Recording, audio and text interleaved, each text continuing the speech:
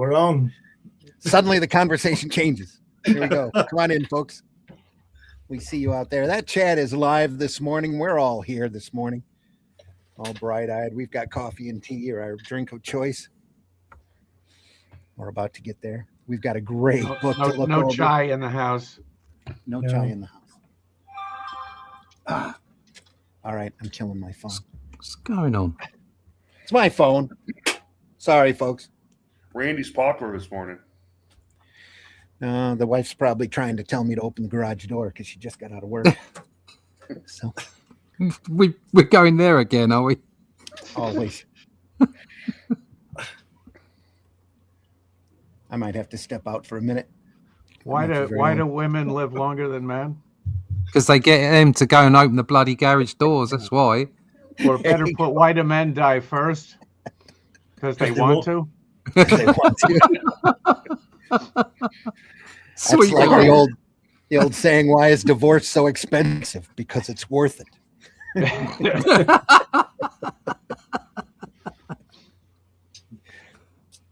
I'm so glad the wife never listens to my program. Anyway, here's the opening. Let's go. What? Even though I've been away for 2 weeks, nothing's changed. Nothing's changed. Here we go. That's the way you love it.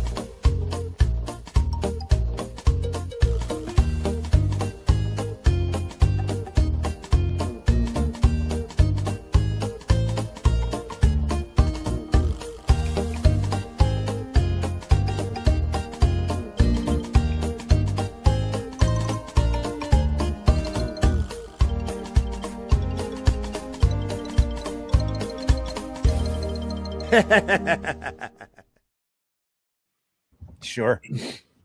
PBR's in the house. PBR Street Gang. Good to hear from you. Hi, Randy and crew. Hello to all in the chat. PBR. PBR, now that Glenn is better, we'll look at the package that you sent in for us to look at. It'll be great. Folks, get a little bit of Barry Windsor Smith Artisan Edition coming up. And I've heard of him. Eternauts. He sent me a volume of Eternauts for us to look over. It'll be great. Well, I went to buy that and it was out. But the Red Nails is amazing. So check again. Yeah. Mm. The Red Nails. Folks, thanks so much for dropping by. We're going to look through Red Nails here in a week or so. Not only that, he sent the Artisan Edition, so it's shot off the original artwork. And he sent us a red treasury of Red Nails for us to compare it to, page to page. Why aren't we doing that now? So it's really. I've got a treasury of Red Nails. Because you were get beaten up. You were getting, yeah, it's the same thing. You were sick and getting better, and I didn't want to show it off without knowing. I appreciate that. I knew you would. Matt Black in the house. Morning, afternoon, all. Hey, look, it's that Rammer guy. That's spelled U-R. Come on, guys. It is. Rammer damn near killed him.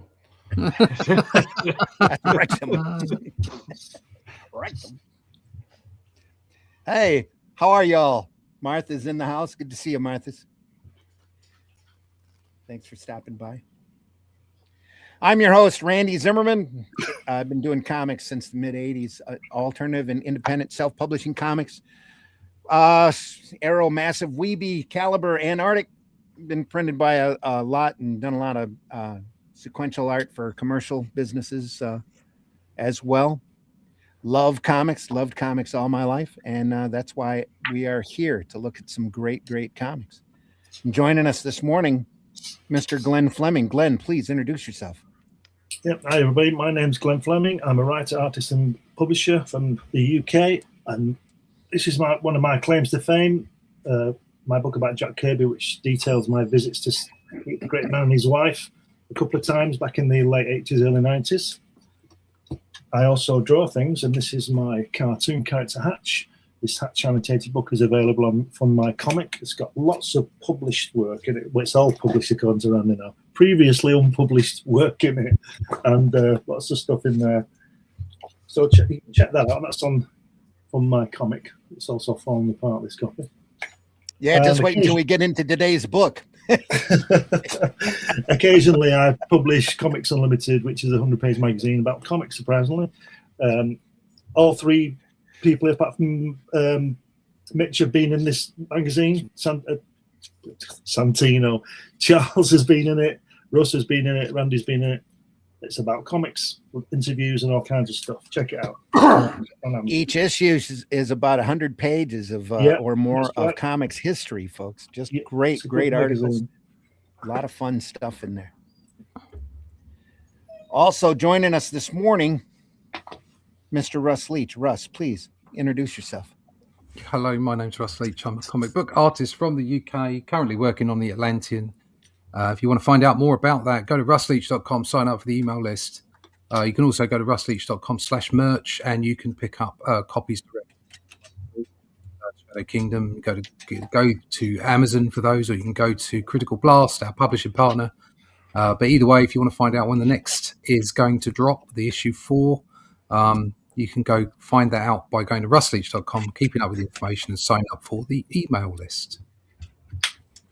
All right. Also joining us this morning, Mr. Mitch Rogers. Mitch, please introduce yourself.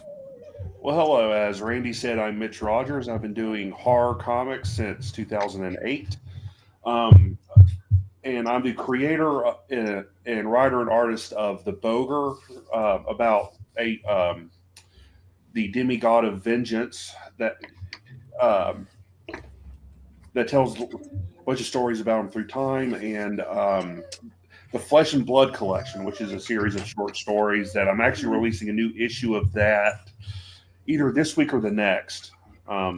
If you hear a dog whining, my dog's not getting any attention and he's jealous. So it's all part of the transparency. Yeah. Yep. Also joining us first time this year, Mr. Charles Santino. Charles, real happy to have you here. Please introduce yourself. Thank you very much. Good morning. They usually, when I'm on, they save the best for last. That's why I'm last. I'm not that Rammer guy. There's the first issue in back of me, and here, available on Amazon. He is a master thief in a future police state. 7-word summary, the shortest elevator pitch in entertainment. That's issue number 1. Issue number 2 is also available on Amazon. Cover for number 3. Let's see if we can get the glare off it. That's not too bad. Number 3 has been slightly delayed because one of my artists forgot how to draw.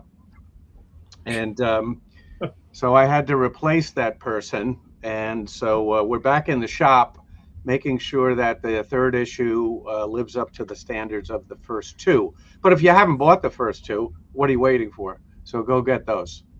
There you go. Yep. Absolutely. Today's book is Mail Call by Milt Caniff. Hubba Hubba. Featuring Miss Lace. And I went to open this book to make sure that I could fit it all into the camera because it's a wonderful rectangular shaped book. And the spine automatically cracked.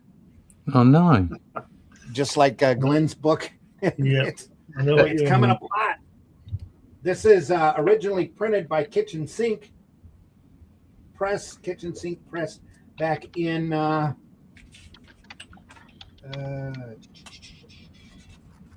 check that copyright date there. Copyright 1987. And if you were getting trade paperbacks printed back in 1987, there were a couple of publishers that used some really lousy glue for their graphic novels. And when you opened them up, it would just crack and fall all apart. And apparently this is one of them. Even though I've looked through this book a couple of times before and haven't had that problem, now I do. I bought it for a whopping $15 at a show. Woohoo. Cover price is probably less than that at the time it come out. Let's see, $11.95.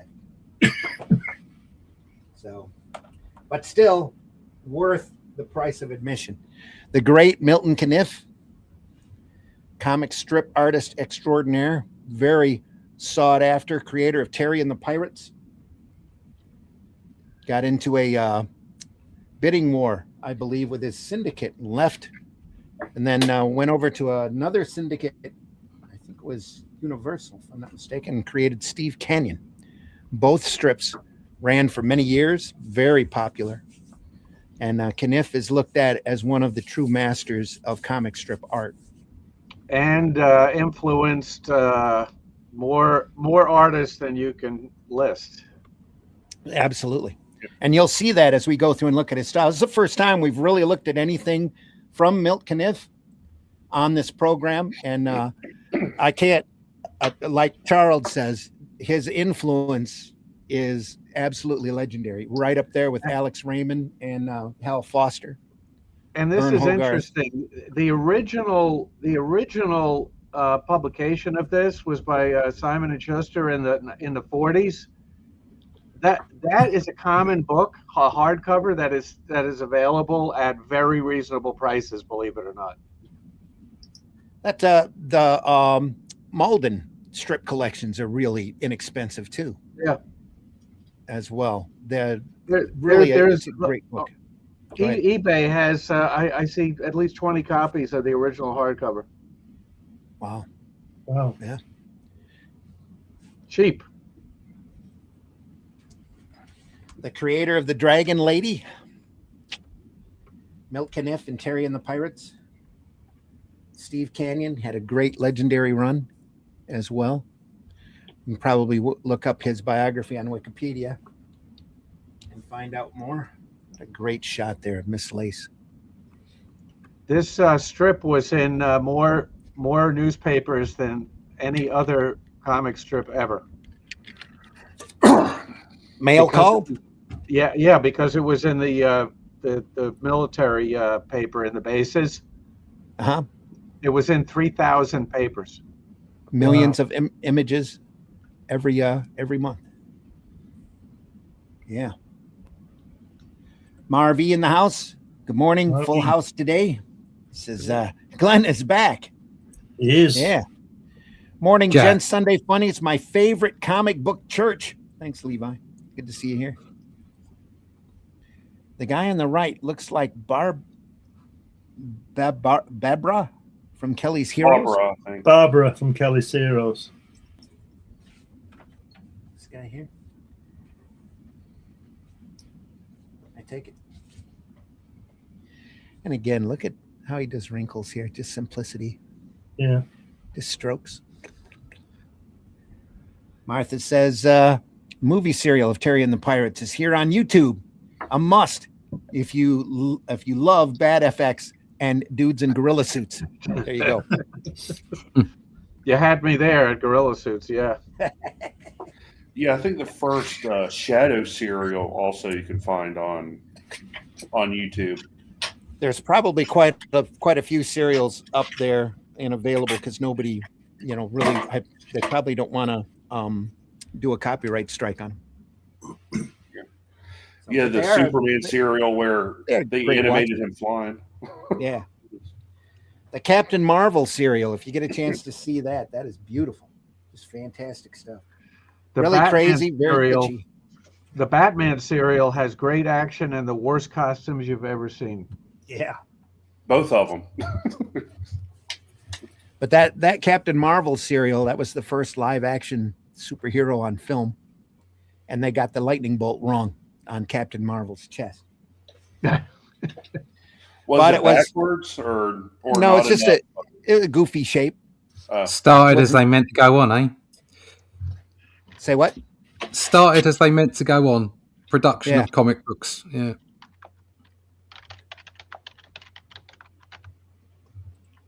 Yep. Martha says Green Hornet's here too. Actually good. Yeah. There's a lot of charm in those old serials. Love them.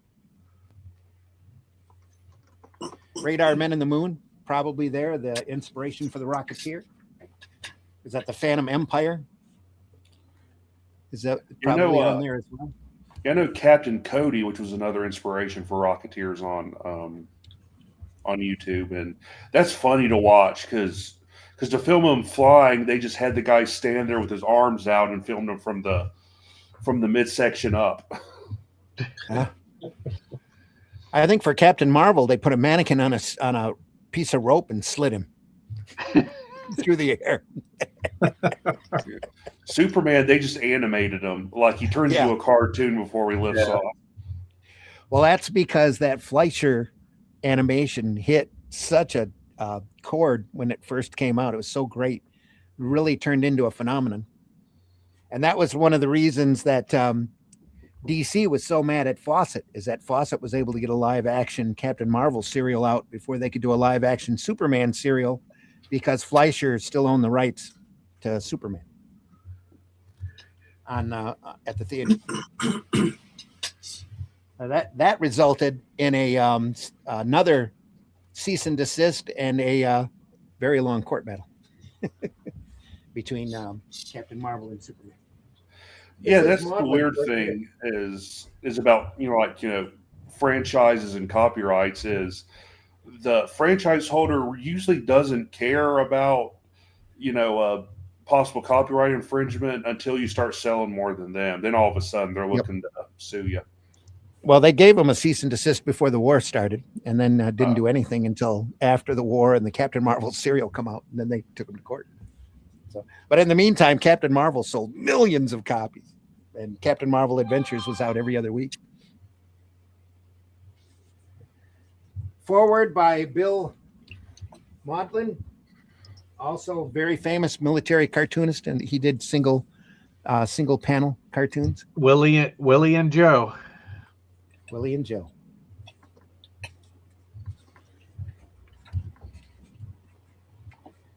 The 2-minute furlough.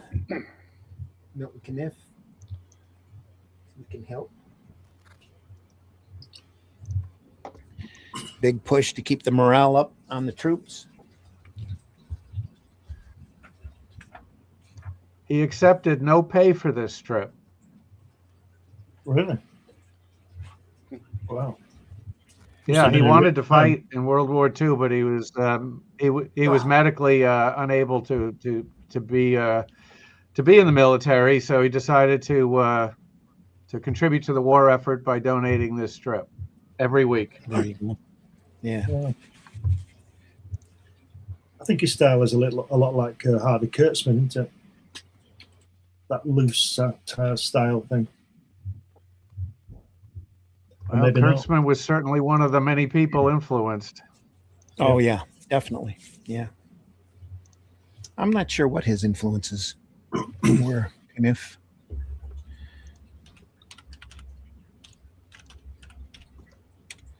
Well, this is early on, so there weren't enough. There probably wasn't enough professionals at the time to really be considered influences on other people. Probably. Yeah. But you can't look at Lee Elias or Frank Robbins' artwork without seeing Caniff all through it. Very heavily influenced. Love that style. He was born in Hillsboro, Ohio. He was an Eagle Scout and a recipient of the... Noel Sickles is listed as an influence on Milton Caniff. There you go. What was the strip he did? That makes sense. Milton that wasn't. Caniff. I mean, Noel Buzz Sickles, Sawyer that was, or Will Crane? I think it was Bill Will Crane. Let's see. Hold on. Caniff got the distinguished Eagle Scorchy Scout. Smith. Scorchy Smith. There we go. From the Boy Scouts of America, Caniff did cartoons for local newspapers while studying at Stivers High School, now Stivers School for the Arts in Dayton, Ohio. In Ohio, at Ohio State University, Caniff joined the Sigma Chi fraternity, later illustrated the magazine of Sigma Chi and the Norman Shield, the fraternity's pledge reference manual. Graduating in 1930, Caniff began at the Columbus Dispatch, where he worked with the noted cartoonist Bill Ireland and Dudley Fisher. But Caniff's position was terminated during the Great Depression. Caniff related later that he had been uncertain of whether to pursue acting or cartooning as a career, and that Ireland said, "Stick to your ink pots, kid. Actors don't eat regularly." Neither do cartoonists sometimes. He died on April 3rd, 1988, and was buried at the Mount Repose Cemetery in Haverstraw, New York. Yeah, comic strip artists used to be rock stars. Oh, big rock stars. Yeah. You Millionaires. Yeah, I chose the right profession. At the wrong time. At the wrong time, yeah. Bugger. In 1932, Caniff moved to New York City to accept an artist job with the features service of the Associated Press. He did general assignment art for several months, drawing the comic strips Dixie Dare and the Gay 30s. Hey, Russ, I'll put a pot of tea on for you. What? Sorry? I'll put a pot of tea on for you. You do that, yeah. That's are you taking a piss out of Brits? That's racist. That'll comfort you. I'll put a kettle on. Put a kettle on. Aye. Cuppa. Put a cup of tea on. If you listen closely enough, every time I turn the page, you can hear that spine crack. Yeah. Here's a piece of trivia for you regarding tea. My ex showed Ross Kirby how to make tea at their house. Because you Yanks can't conceive of the concept of boiling water. Well, then how the wait? If that's true, then how the hell do we make shine? What's that? You boil it with corn.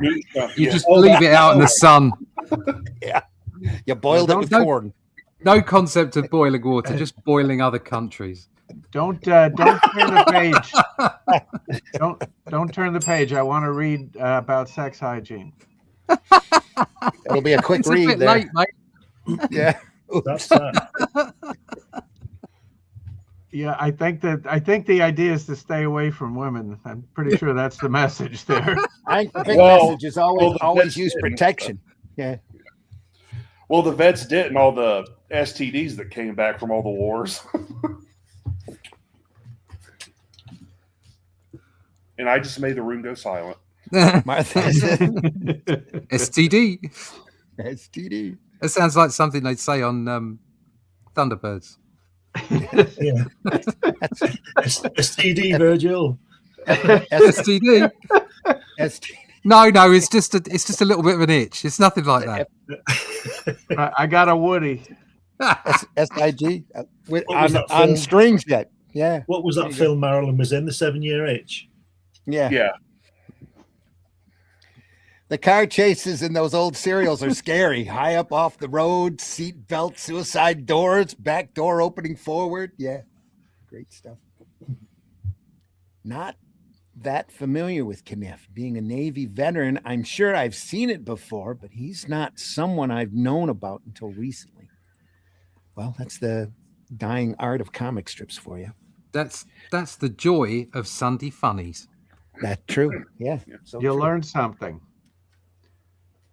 This is by the great Sergeant George Baker, though, who ended up drawing. He drew Sad Sack all of his life, pretty much, didn't he? Yeah. Yeah, and he was responsible in the later issues of Sad Sack, the comic, the horrible covers. The interiors were done by somebody else, but he kept doing the covers, and his art devolved very quickly. Yeah. So he's got the Frank Miller syndrome, where he become too so. I was going to say, Mitch, you can say it. Go ahead. Yeah.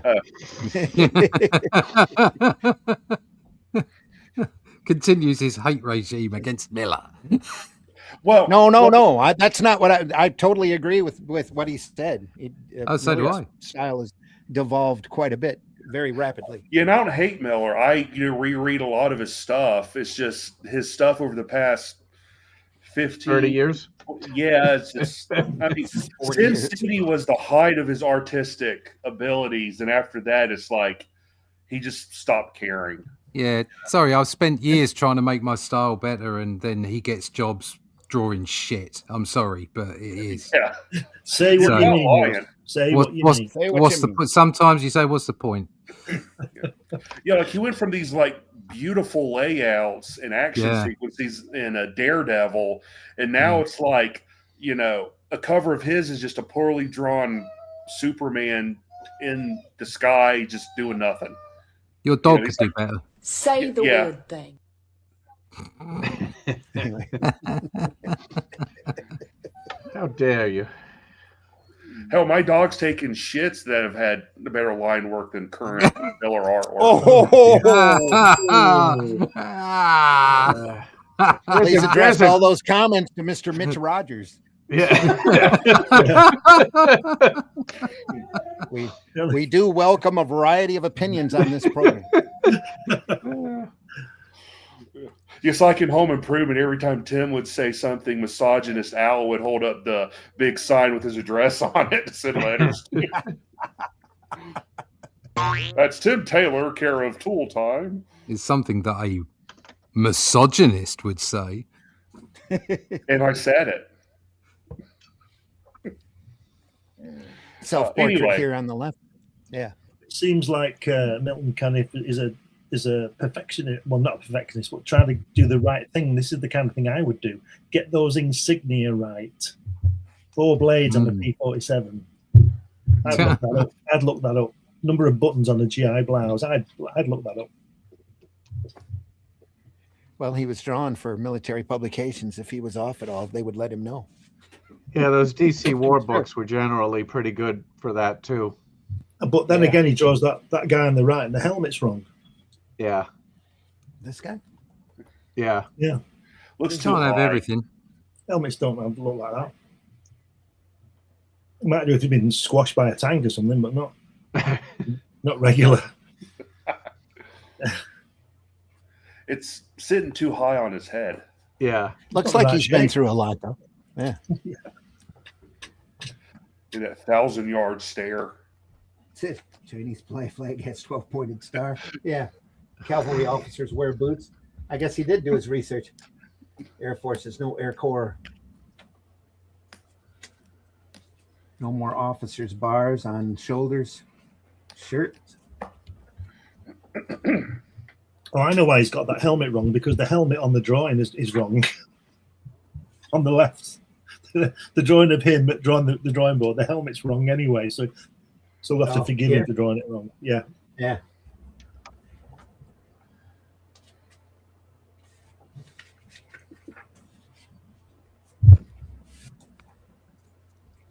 Some of these are printed a little light, but hopefully you can still see them. How's Yeah, we can see them. Yeah, they're good.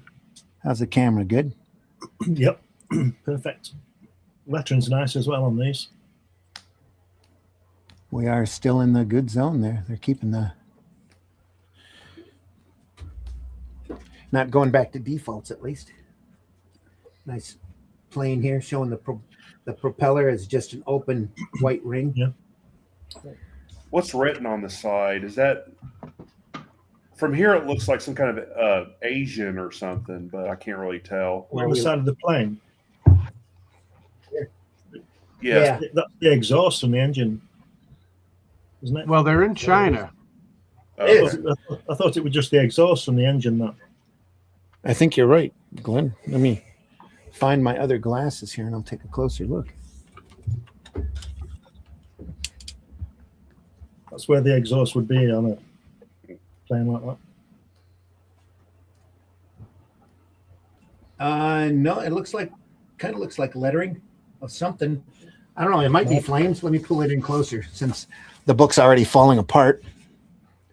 So we get a good. No, It's not lettering, but it is something. I mean, could be Something. exhaust. Yeah.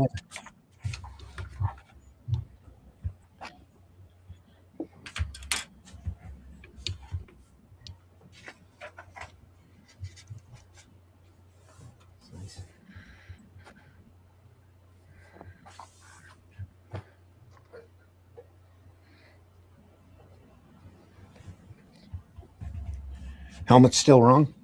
Yeah, he draws great women, doesn't he?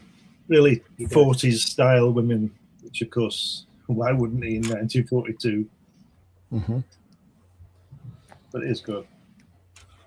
Like I said, creator of the Dragon Lady.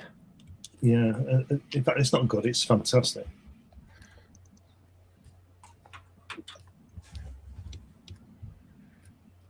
Maybe I should draw helmets wrong and somebody might pay me. And he can draw women that aren't pretty. Look at that. Oh. Okay, you Like guys, Monero. get dressed. Turn in your costumes to me. Yeah. Yeah, you hurry up. I got to get all them melons back to the mess hall. What? Oh, those are guys dressed as women. I got it. And from Terry and the Russ, Pirate, sweet pick. Russ, look at that last panel first. The last strip, first panel. It's it ain't half hot, mum. Nice lighting. He's gone. Yeah. Yeah, Russ is out for the minute. For a minute. So Terry and the Pirate strips that take place during the war.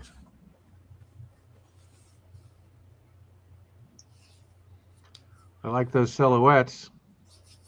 Mm-hmm. Yeah.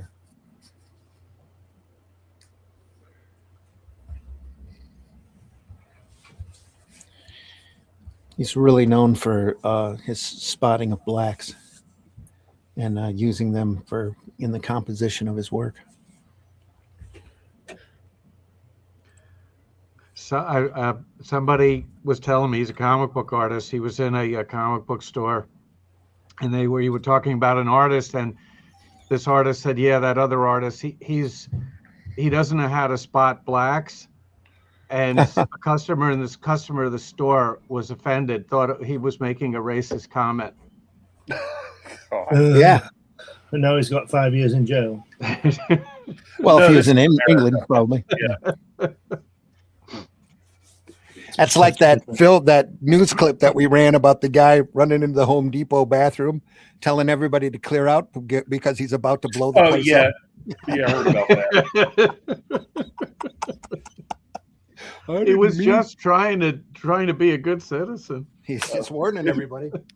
Joe, speaking of Home Depot and home improvement stores, there's this clip from I think Lowe's of a guy on, you know how they use cherry pickers to get the stuff off the top shelves.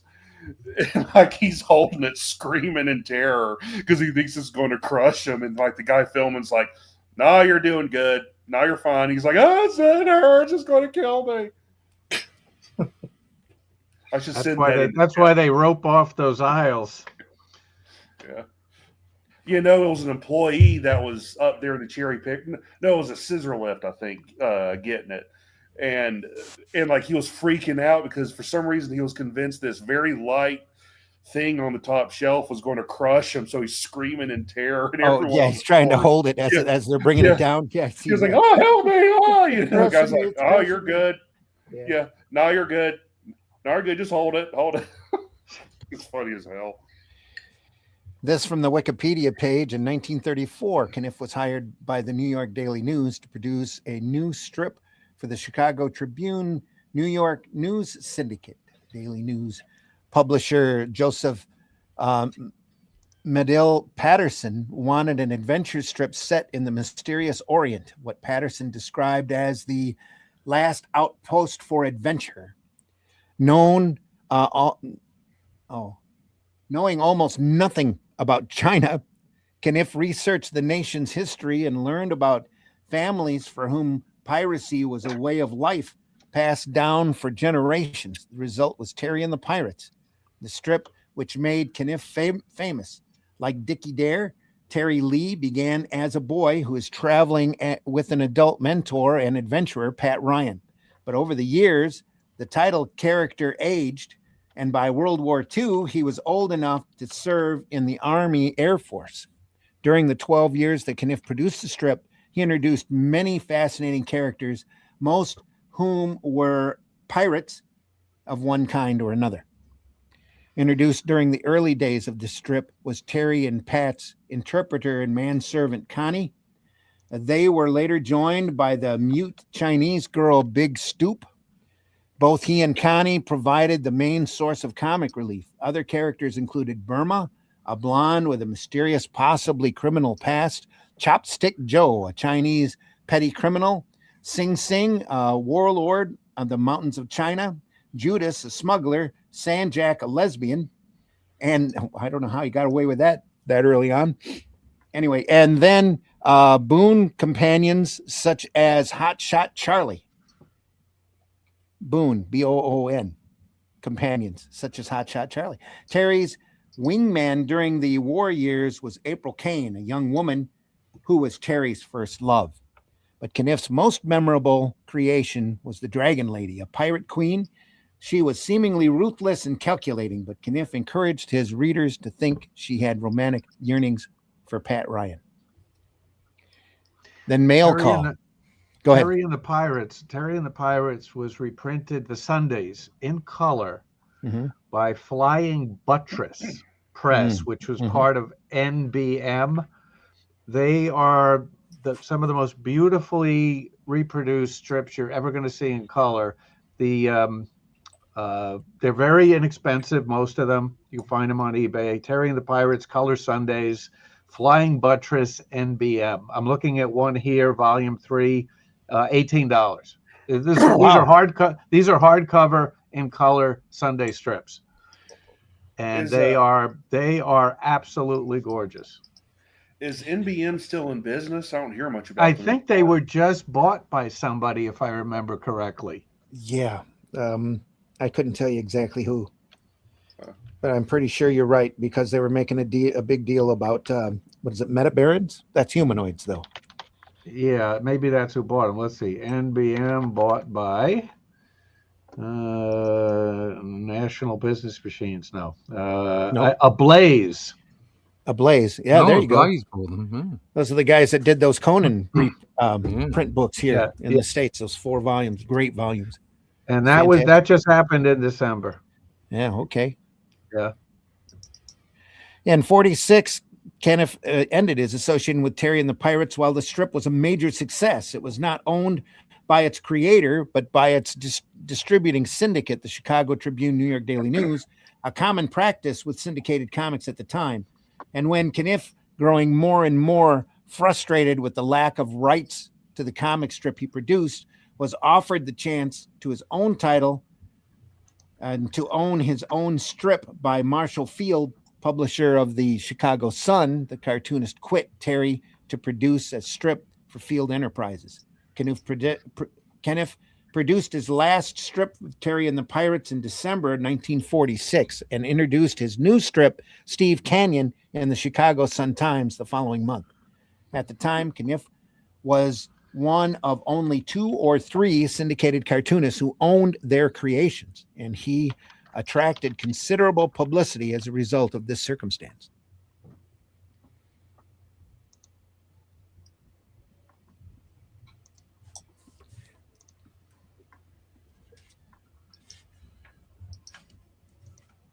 Now on to Mail Call. Ooh, I like that girl on the left-hand page. Oh. Madam Shoo Shoo. Both of them. As in the pastry? As in cheesecake. It's just fill in those cups. No, the cups look fine the way they are.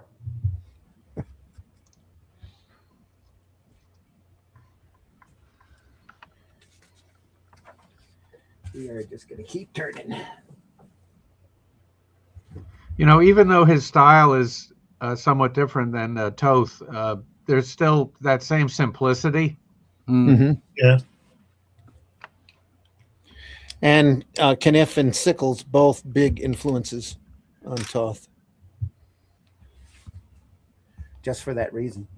The use of silhouettes all the time. Just great work. I believe that Vince Collector was influenced by this strip.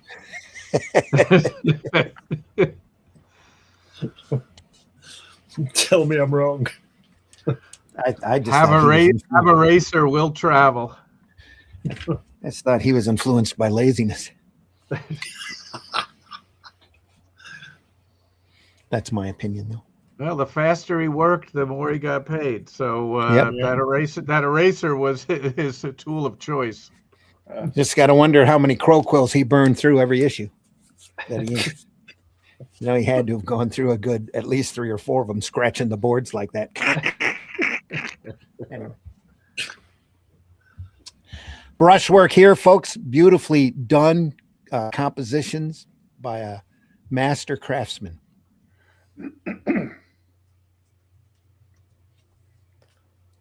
Great. Look at that. So natural. He likes that I shot, mean- doesn't he, in that third panel? I think he likes quite a few of those shots.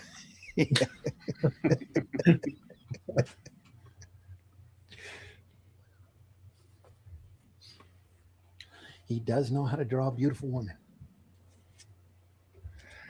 It's always a plus when you're in the cartooning world. Especially during this time, during comic strips, you're trying to keep the morale of the mostly He knows. male soldiers up. So He knows how to present the archetype of a beautiful woman. Mhm. I think, like in the way that Who Framed Roger Rabbit did with Jessica Rabbit. Oh yeah. very much so. See what I'm saying? It's like there's an accentuation, there's an identikit to the way that he draws a woman. We've seen other people do it. We've seen it in their own way. So Richard, somebody who drew that. The animator. I can't remember. Richard, somebody is called. Richard That something. middle panel in that last strip is incredible. Yeah, when they're on the wires. Yeah. Yeah, that's pretty amazing to be able to Yeah. delineate all their shapes and have that. Do you black. think he did that without photo reference of any kind? I think he did because I bet he did. I think there's a slight error on the. What he's doing is he's cheating with the perspective on that. It That doesn't mean he worked. didn't use photo reference. Yeah, no, I don't. I suppose. I mean, you could see when you say did he use photo reference? Do you mean did he trace something, or did he just look at that's some? not what pictures? I mean. no. I mean, did he have a photo of something like that at something like that angle? I don't think he necessarily had it at like that angle, but he would definitely have been looking at photo reference to help. You But have to know I how to- think the angle.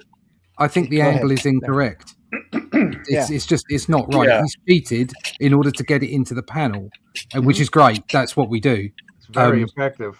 Yeah, it's brilliant. Absolutely brilliant. And look at on the opposite page, the last panel, the depth of field. Yeah, well, she's looking out the window. Now, Yeah, look at how complicated what he's showing is and how simply he's doing Yes. it. Economy of line every time is what a great got comic strip foreground- does. You got foreground, midground, and at least two backgrounds. Yeah. It kind of reminds me of a Pink Floyd cover they released about. It was like one of their greatest hits albums, but it had like windows like that. Yeah. And there's like a different thing in each, like a different scene happening in each level that was a reference to one of their albums. And what other podcast is going to compare Milt Caniff to Pink Floyd? Come on. None. Just us. None. Which is why you need to subscribe now. The Pinup Exchange. Oh, where is that? That in China? Upper left there. The Pinup Exchange. Up exchange. That's great. Yeah. I'm sure those pictures were that chaste. And I would wager pinup exchanges would have thrived over there around the bases and that. You think? Yeah, I'm sure I had a back room too. Yeah. Yeah. Yeah. Sorry. Everybody had an there's, inside their locker door or the inside their chest. Do you think that's, they were bagged and boarded? bagged and It's boarded? like you could, yeah, you'd had like the bagged and boarded area, which is nice, clean ones, and then the crispy ones out the back. I don't know. 10 shut. If it's an I exchange. like that. Yeah. I love a question mark in a word balloon. Just a question mark. Yeah. Oh, Every time I see one of those, though, I think of Scooby Doo.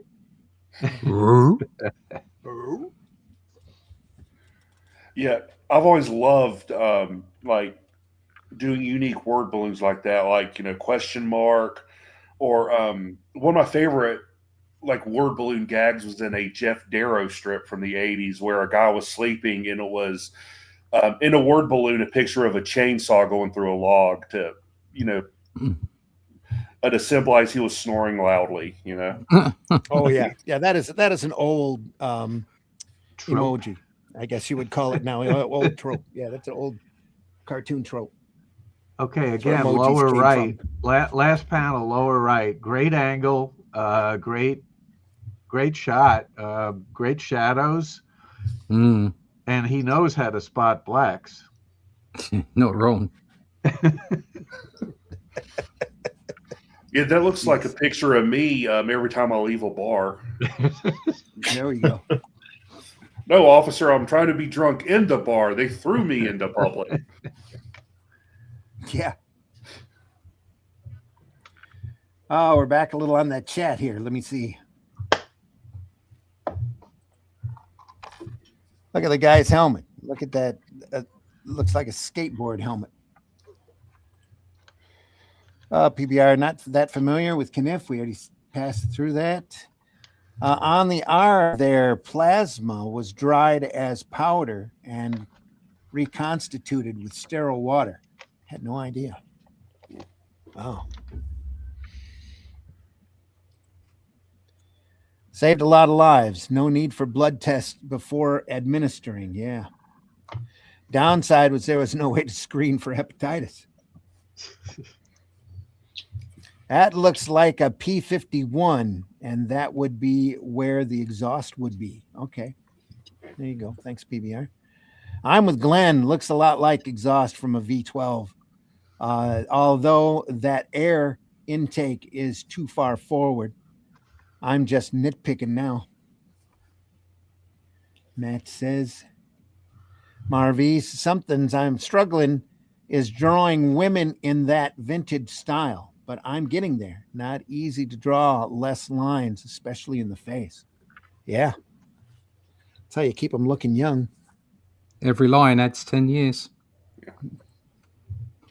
That's weird. Big Stoop is a guy in the movie series. Yeah, they probably pulled it from the strip. Yeah. The Pink Floyd album you're talking about is Gumma. Best song title ever is on that album. Several pieces of small furry animals gathered together in a cave and grooving with a pict. Okay. That's a song title. Yeah. Yeah. Yeah. I always wondered, is the picked, are they talking about in the title like a picked as far as the ethnic group in Europe or something Yes. else? Yes. Okay. Yep.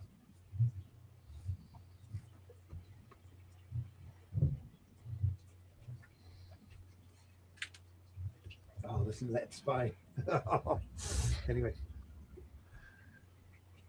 It's nice. What the newsreel did not show, huh? Oh, they're chasing after. I see it. Yeah. The Jeep is. What about them?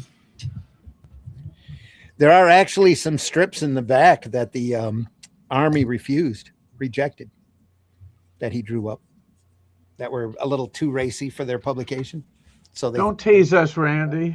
Yeah, here we go. Yep. Oh, sorry, folks. Just bad glue.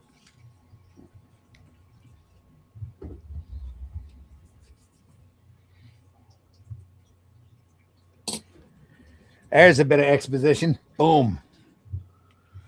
And here too. Highball recipe for the summer.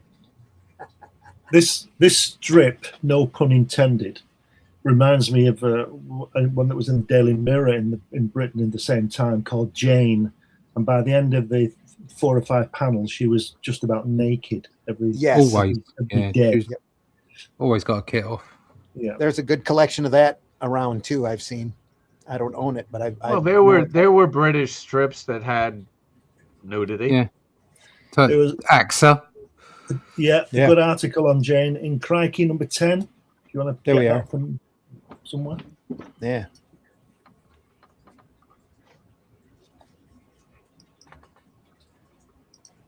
Ah.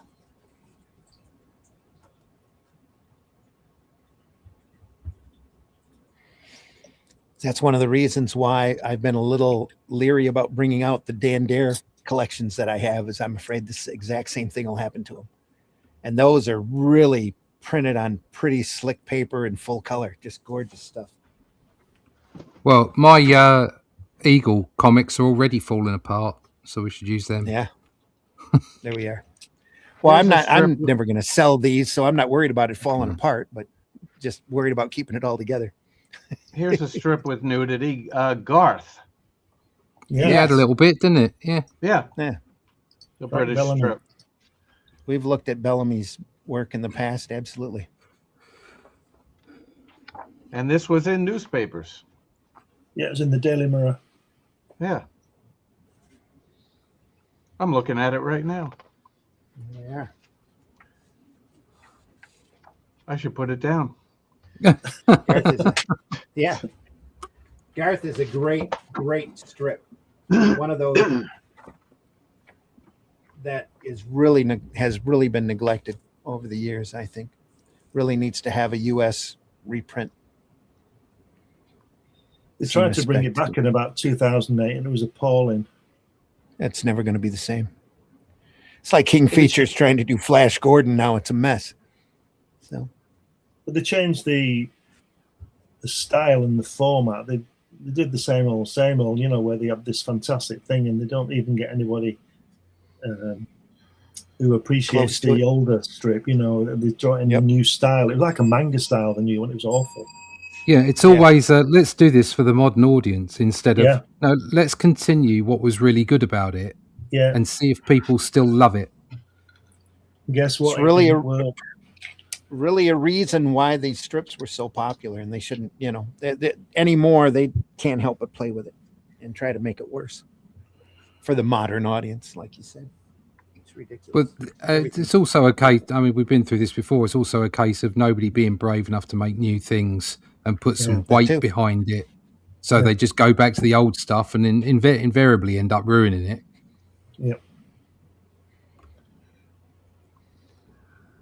That lower right-hand panel, the last panel, that's Yeah, it's an odd angle. That's brinkmanship right there. Yeah. Yeah, I think the they would- boobs are kind of an odd. Odd They're a bit layout. weird. Yeah. They're a bit odd. Is it spirit gum? Some sort of stickum? They're wall-eyed. Wall-eyed?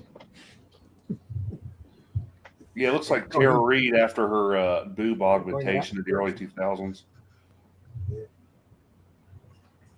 He's getting a look, though. I don't think you'd be bothered if you're in France in 1944, would you? No. No. Hell, I wouldn't be bothered if I was in France today. Oh, you Boob's might a be. boob. Boob's a boob. Just wear your rubber gloves. Yep.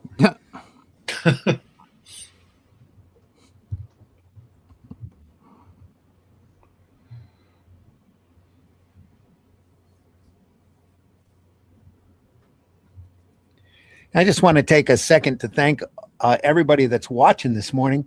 Just like our numbers on, we just lost one. There we go. Just like our numbers on Friday, they are really good, very solid. We deeply appreciate everybody looking at this stuff. We love looking at it too. Don't be afraid to jump in on the chat if you have something to say. Don't be too offended by what we say. We're just old men. Old farts reading comics. You're never going to change us. Just enjoy the comics.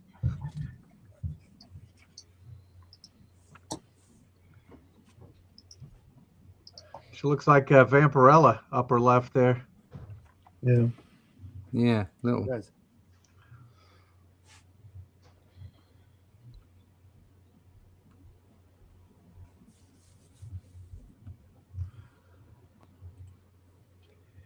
Martha says, just love the old World War II stuff. Yeah, old vintage World War II stuff. Especially This is it. especially stockings with seams.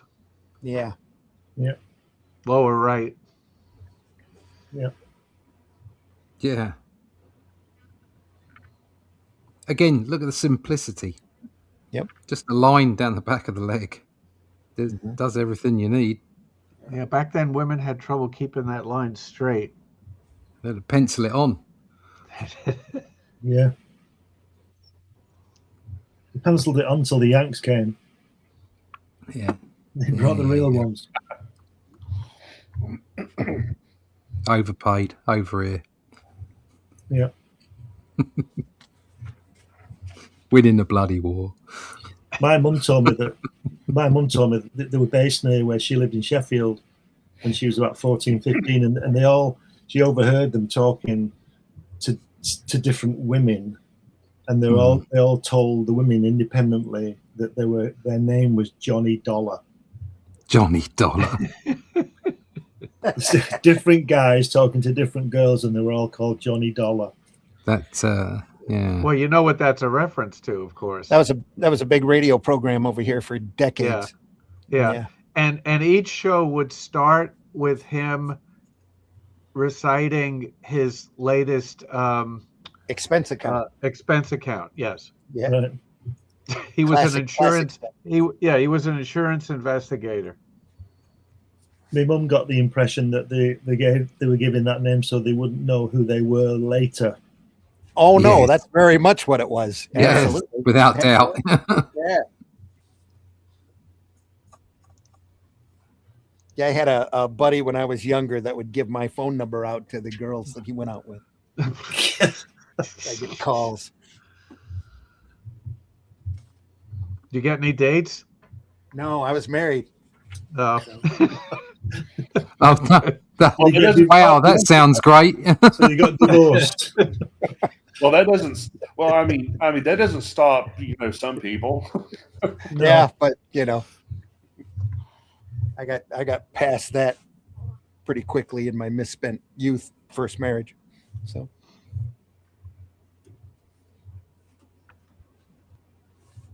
anyway, Rank hinders impromptu propositions. Interesting.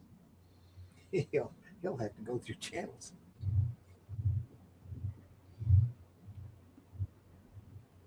Or Echelon Don Juan.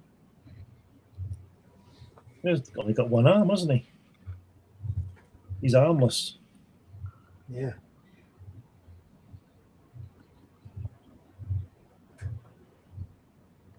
Regrets to the Colonel.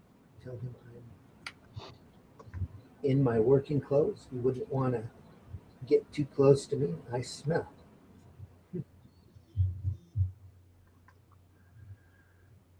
Oh, he's got an arm. He's got a left arm, and in the first panel on the right-hand page, up. There? Yeah. He's got it He's- pinned up. Yeah, but he's got because the second panel looks like he has no arms. Yeah, he's got his sleeve pinned up.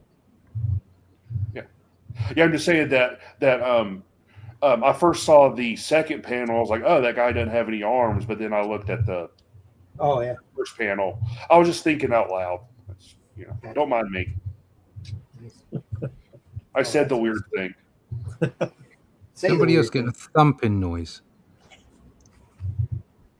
My dog's beside the table. It's probably his tail beating. Hitting the He's microphone. humping the table. He's a bit Yeah. needy, your dog, isn't he, Mitch? That would be a whole different noise. Yeah, he is. I don't know where that came from, but Testosterone. Now he knows we're talking about him. Yeah. I don't know whether it's just me or not, but these past few strips, the art's got even better. Yeah.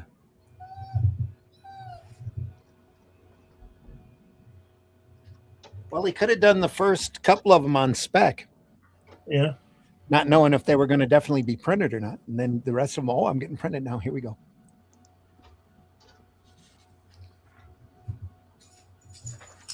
Boom. That looks odd at first glance. yeah. Yeah.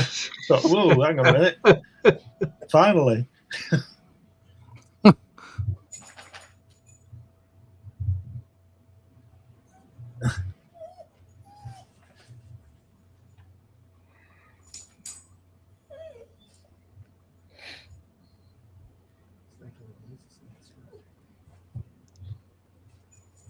It's for you, Miss Lace. Well, thanks, Generals. But I don't get it. We heard you was going to the dance with the Marine Company, not just on the marksmanship medals. Oh, they brought her a little extra padding. That's what it was. It says, we heard you was going to the dance with the Marine Company, not just what just won the marksmanship medals. So they brought her some safety gear.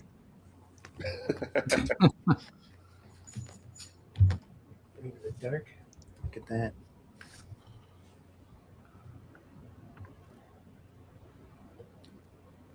Crazy. Using his helmet as a trenching tool.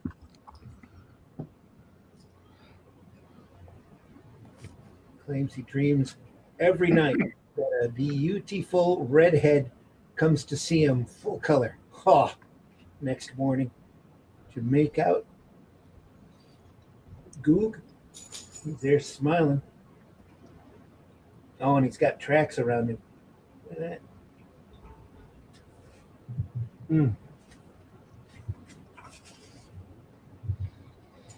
Every time I see a circular panel in a comic strip, I always think of Family Circus. Circus, yeah.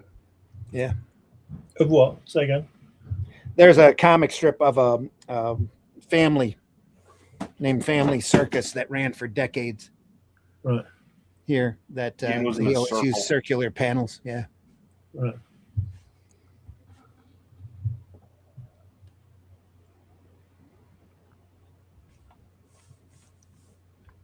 Bill Keane, Keane, family.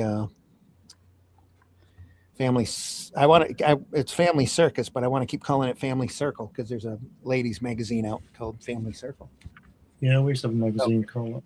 Yeah. But I remember that because he used to donate money to the drawings to the can drive for the postman. Postal Service used to do a can drive once a year, and he would donate a strip, and I took the strip probably about 6 years in a row and turned it into a T-shirt, screen printed. So I had color separation on it and that kind of stuff. Always circles. So, oh, that's nice. Does it? I wonder if anybody knows, especially Charles might know this. Is he doing the lettering? Is he doing the full art? I have no idea, but wouldn't surprise me. I suspect But he is. he was certainly well off enough to hire that out. But I don't know. That's a good question. Yeah. Whoever's done it, it's a good job. Well, they pretty much all start out doing their own lettering until they get rich enough to hire somebody to do it for them. Chester Gould had a whole staff. Yeah. Right. Let's see if the internet knows. Let's see. The internet says no. The lettering was primarily done by his assistant, Frank Engli, Engli. Right. Okay. That's good. That's what the internet says. That's never wrong. Yeah. That's what it's for. Oh, wait a minute. Todd Klein says the same thing. Okay, I'll go with Todd Klein. Yeah. Okay.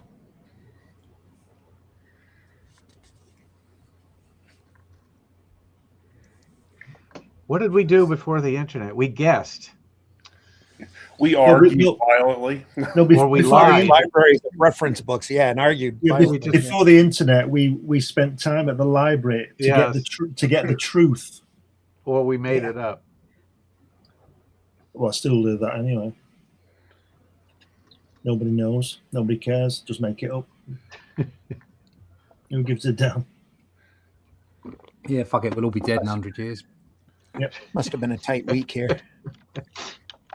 Yeah. Vinny was in town. Silhouettes and no backgrounds. Yeah. Some deadline doom. He makes up for it though, before and after. Look at that. It's a nice shot. That's selective.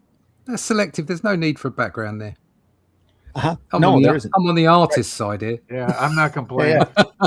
No, I didn't say that to complain at all. It's No, not even a I just critique. did a whole page without any background. Shut up.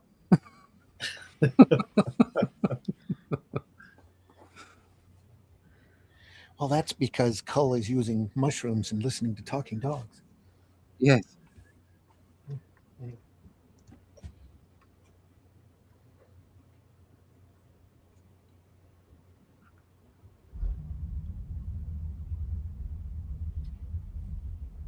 Forgot to tell you, Miss Lace said,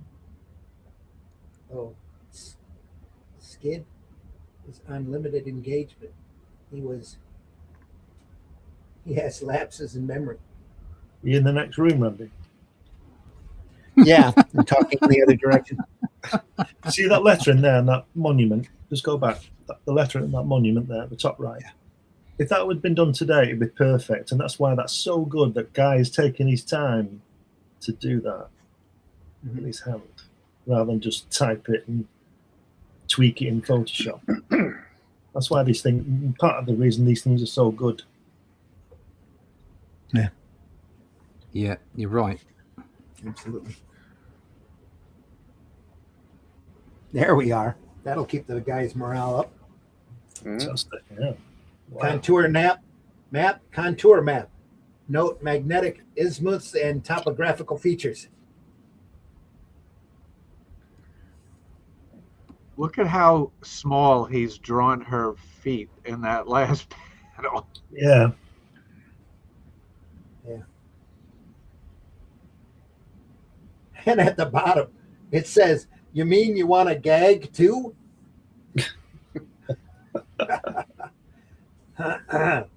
Yeah. I could say something, but I'm not going to.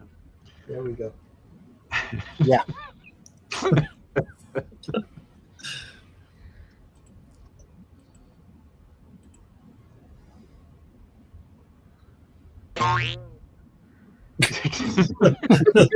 What was that? A bit late, wasn't it? Doink. I don't know if I've heard that one before, Randy. That was StreamYard's gift. We want everybody to pay $100 a month, and in return, we're going to give you some funny noises. That's right.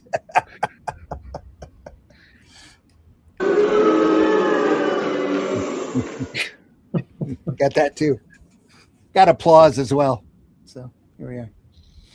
But do you have Greta? I do. I still have Greta. How dare you? At the top of the clips list here.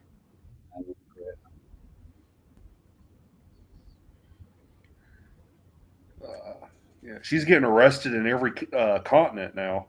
Yeah, She's so happy to have The that drugs running. It's probably because of that haircut she's got now. Attention's the only thing that she can whore. So there you go. Yeah. So if she'd have been getting one of those yachts out towards, I don't know,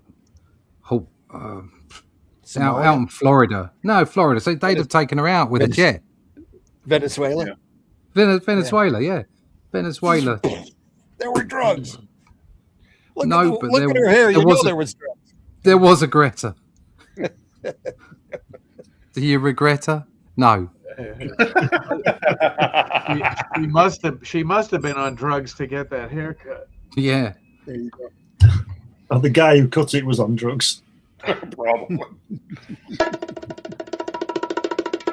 I mean, I don't know why she makes enough money to get a good haircut. I don't know. Well, so do most of these women with the bizarre hair. Somebody's paying for it. We're all paying for it.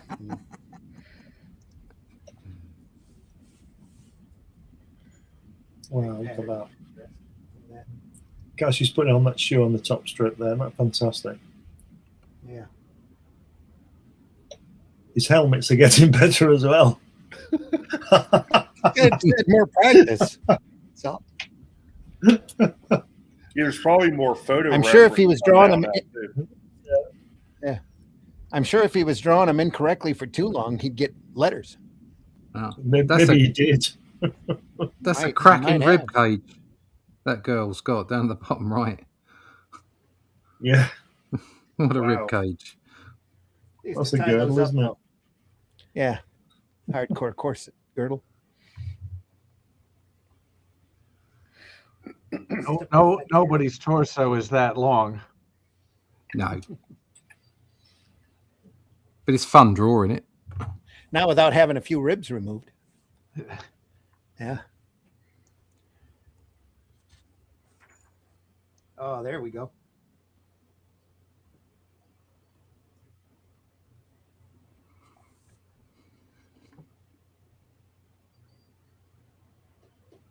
Gorski.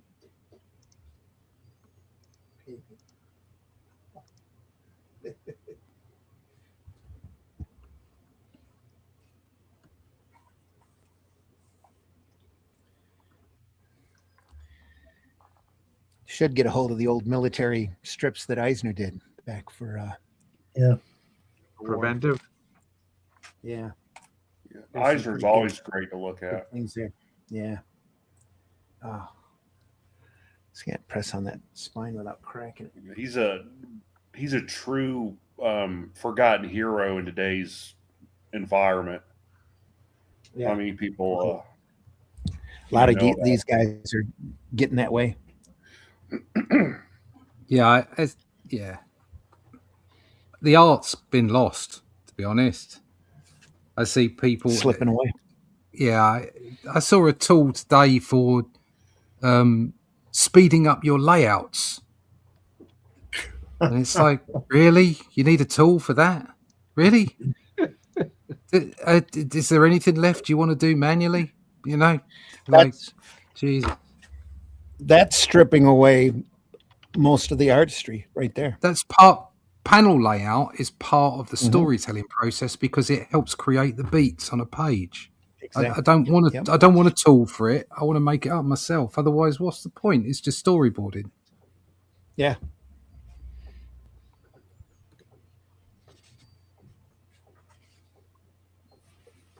It's a personal opinion. Nobody is arguing. That's for sure. Yep. Nobody at all.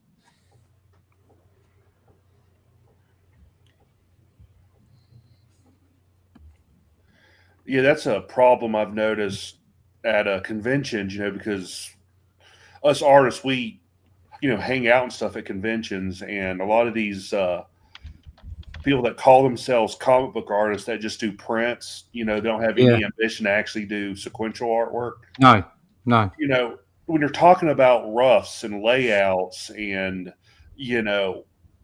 having to practice a panel on a separate sheet of paper and stuff, they look at you like you're speaking Latin to them. It's yeah. Like, oh, what's that? I'm like, oh, you call yourself a comic book artist and you don't know what those are? But that in all fairness, that's been going on for a long time. I mean, the amount of places I used to go to, and I'd see people there painting and doing all kinds of stuff. Some people really, really good, but it's like, but you're not a comic book artist, are you? Have you ever done anything in a book? And actually, it doesn't have to be for the big guys. Have you ever produced a comic book? No. Well, then, go to the craft fair then.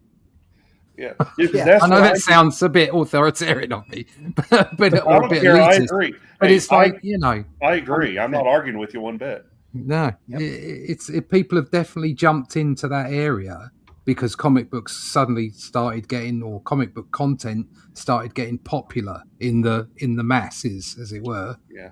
When I go to New York, go ahead.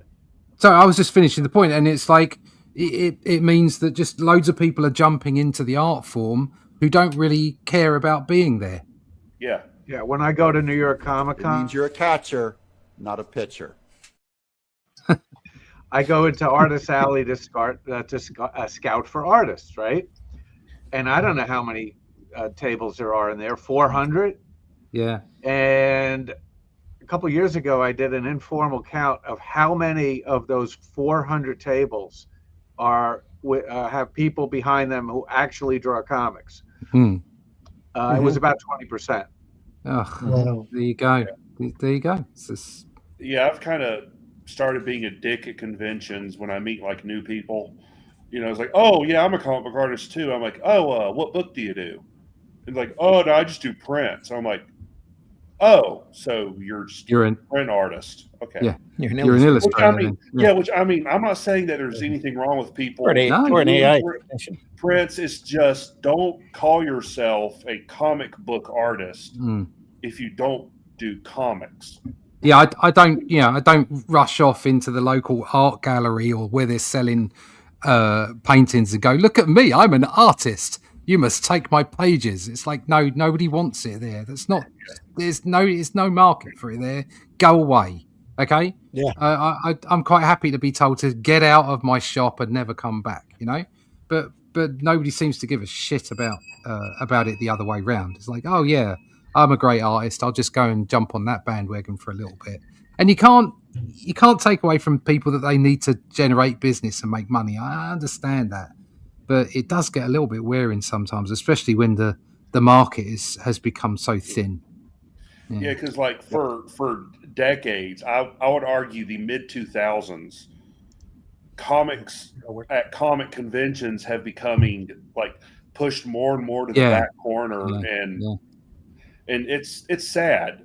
Yeah, you know, really. Yeah. And I kind of noticed that when G4 was on, because I was one of those people that had G4 on at the time, all day long. Yeah. And I remember that they started doing shows, like episodes of their shows from San Diego Comic-Con. Yeah. So I was like, ooh, I can't wait to see that. But like, they only focused on the movies, and they even made a comment in one episode. It was like, yes, the only place to get movie news is here at San Diego Comic-Con. And I'm like, really? Yeah. Yeah, it's bad enough that Artist Alley is called Artist Alley sometimes because it's got celebrities in it signing pictures. Okay, that's bad enough as it is, without actually having artists and illustrators who've never done a bit of sequential art in their life turning up and saying, yeah, I'm a comic book artist as well. Yeah. Never mind. Bitterness out of the way. Let's get on with the real content. Tell us how you really feel. Let's talk about Beaver. Well, I'll gladly talk about Beaver all day long.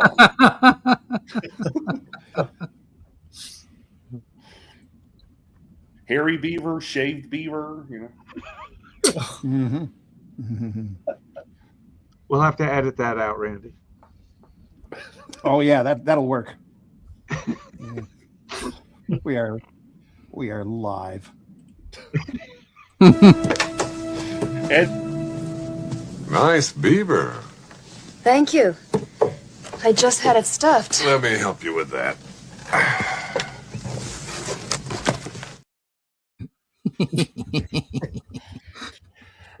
Figured it was necessary to play that clip. It was necessary. It was close to actually being unlawful not to have played it.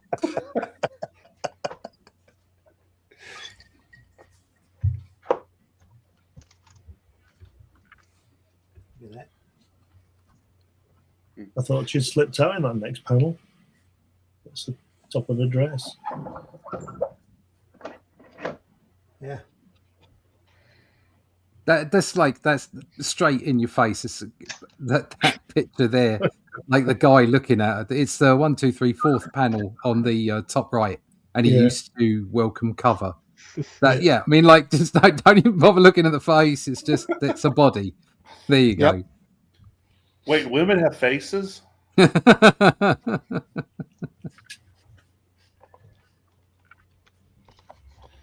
like that. It's like that Robert Crumb, Mr. Natural strip where he has the woman who doesn't have a head. It's like we have all the best parts of her. It's just Yeah.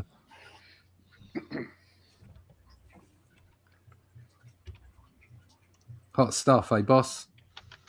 Yeah. Look at that. That's great. Look at the life in draws that lovely image. ladies. Now there's a picture of There's a Kirby and a Romita picture that are that idea of the artist at the board with all the characters around. Absolutely. Yeah, brilliant. Trimpy too, I think. Caniff. Colonel Phil Cochran. He's flipped corking in Terry. Survey one of Milt's strips at the Artist Studio in Rockland County, New York.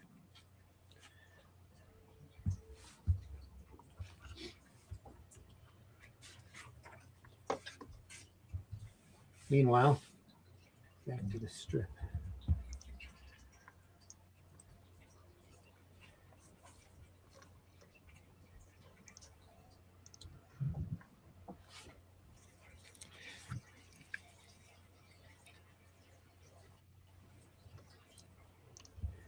I'm just going to keep turning. Yeah, you do that. Lace on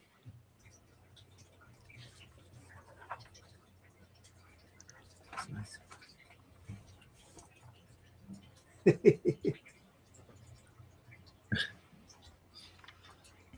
I don't think you generals are listening. It's a caption for that last panel. It's listening to the sea. Everybody needs a bosom for a pillow. Yep. That we all need someone we can lean on.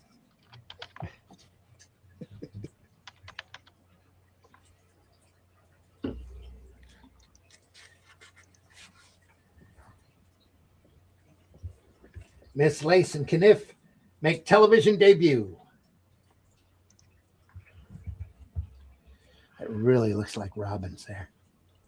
Look at the size of the artwork. See a on lot that of photograph. Yeah. Yeah. Fantastic, isn't it? Blimey. That's the cover. That's the cover drawing there, isn't it? Yeah. It is. What it shows you is just how, even at that size, how economical he is with his lines. Yeah. Fabulous.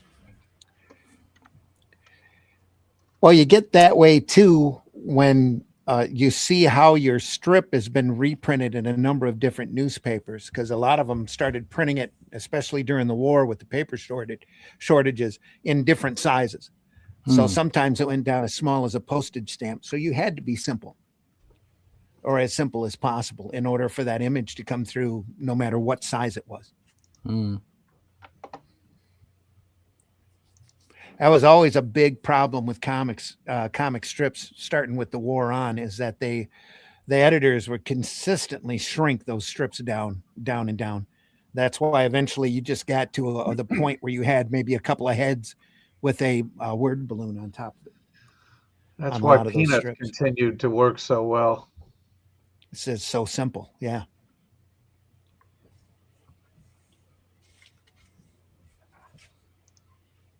It's amazing with Peanuts. Well, in my opinion, it's amazing. Like, if you ever see the original Peanut strips, how like almost perfect the line work is, and how geometric everything is compared to like what everyone thinks of when they think of Peanuts. That like loose line work and kind of scratchy ink work a little bit. It's a complete 180 from the way it started off. Well, then you get to the end of the strip that Schultz did, and he insisted on still drawing it himself, even though his hands were shaky.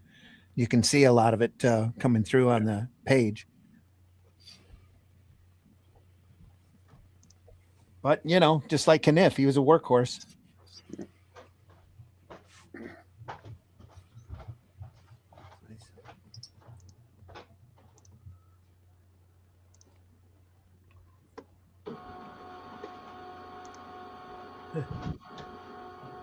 Oh, somebody photocopying something.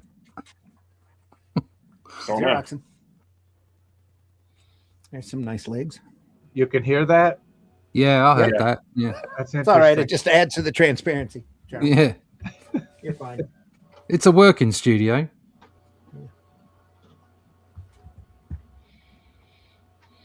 It's my printer, scanner, fax copier. There you go. See, that's pretty. I love that. I love that kind of technology.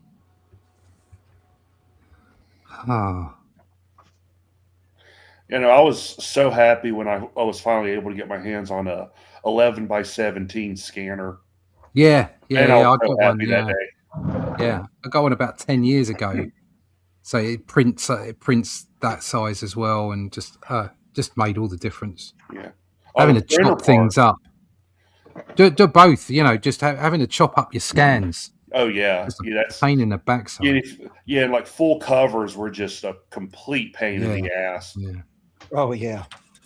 4 scans for a wraparound cover. This last panel here on the left, this cop's telling the service guy, keep at your gazing. Since I walked off the transport in 1919, I myself have never lost pleasure in the spectacle. He's watching a girl walk by.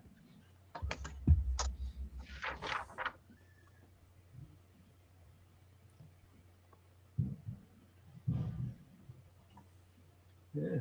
Gee, I'll bet you're glad to have him back, Mrs. Smith. You can say that again. Look at him in there, sleeping so peaceful. I really stopped to ask if you're going down to market. She goes, no, not today. He's liable to wake up and want something.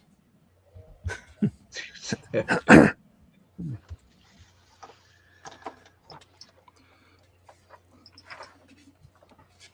I guess what he's looking for isn't going to be at the market. Hey, Randy, don't close out the show without showing us the strips the Army wouldn't print. Yeah, we're getting there. We're not even an hour and a half in. We don't have much farther to go. Now, did this strip last the whole war, or like as far as America's involvement the whole time, or just a little bit of it? I'm not sure on the exact run here. I can pull it up on. At the beginning, this might answer the question. At the beginning, at the bottom of the pages, it said 1942, and these are 14th of October 1945. So that's after the war, isn't it? That's after the war ended for everybody. Yeah, So, it ran from 42 to 46. Yeah. Yep. So there you go. And that was what, weekly? Yeah. Yeah. So he was still doing Terry at this point. Oh, so these aren't dailies; these are These are Sundays. Yeah. Strips, right? Oh. Well, weekly. Yeah. I think they were in a weekly military publication. Yeah. That went out to the boy. Wait a minute. Hold on. No, This says daily. Is that possible?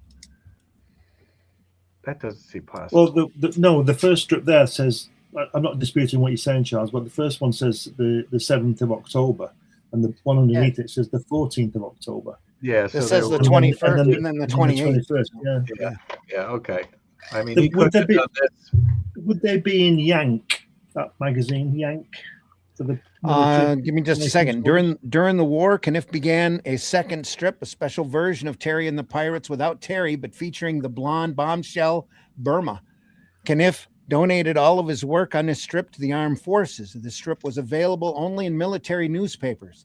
After complaints from the Miami Herald about the military version of the strip being published by military newspapers in the Herald's circulation territory, the strip was renamed Mail Call and given a new star, Miss Lace, a beautiful woman who lived near every military base and enjoyed the company of enlisted men whom she addressed as generals.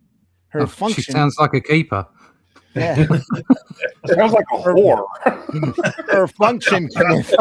I was trying to be a little bit more subtle than that, but okay. So what's the difference? Hey, I'm not complaining. I love me a good fun time girl, but I mean, come on. Her function, Caniff often said, was to remind servicemen what they were fighting for. And while the situations in the strip included much double entendre, Miss Lace was not portrayed as being promiscuous. Oh, that's lovely.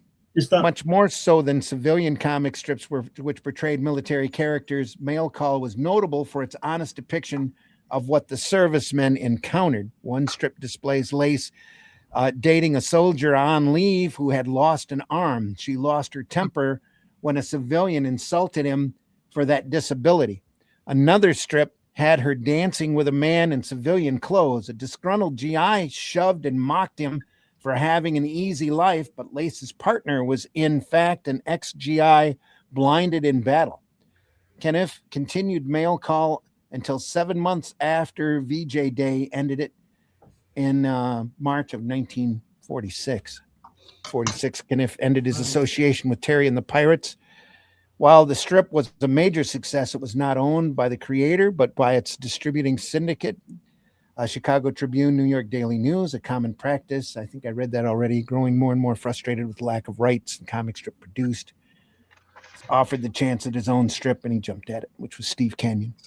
So although dripping in the social culture of the day, it had a progressive undertone to it, which is kind of cool. It was definitely sympathetic and humanistic, which is I don't think a left or right thing. No. When I say progressive, I mean it in the literal term of the word, not in the political term. I don't think being progressive is left or right. It's about doing the right thing. But I mean the fact that even though the social constructs at the time would have been far harsher than they are now, there was still he still was really interested in the fact that there were like just like the guy with one arm, and the girl, although being very sort of popular, was not shown to be promiscuous, like things like that, just like morals, I suppose. No different to the end of a Simpsons episode, really, when you see it in that way, Yeah, and like I'm about like the servicemen that like were blinded and lost an arm at this time. Like if in popular media or just media in general, if someone was like a vet who lost something or like was injured, it's usually like a facial scar or something. Yeah. So to show someone without an arm or someone that was blinded is really like advancing the knowledge of the military forces tremendously. Yeah. Mm-hmm. Uh-oh. Keep talking amongst yourselves for somebody needs a garage door opening somewhere. Quick, come and help us, garage door man. At that moment, Randy took off his alter ego as Randy Zimmerman, jumped into the back of his office and created the character known as Garage Door Man.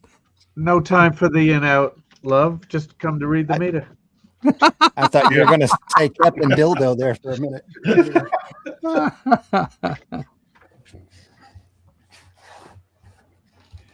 I've turned the page. I shall return.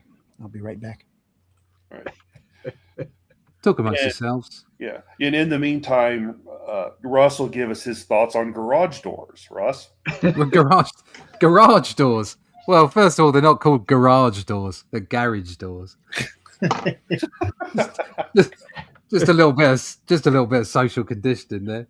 Yeah, we'll put the kettle on for you. Pop the kettle on. Aye. I think we should discuss the rather marvellous ink work on that Merry Christmas piece, actually. Yeah. Look at his trousers. Yeah. Isn't that bonkers? It's getting into, like we were talking about, Glenn, about being representational. Yeah.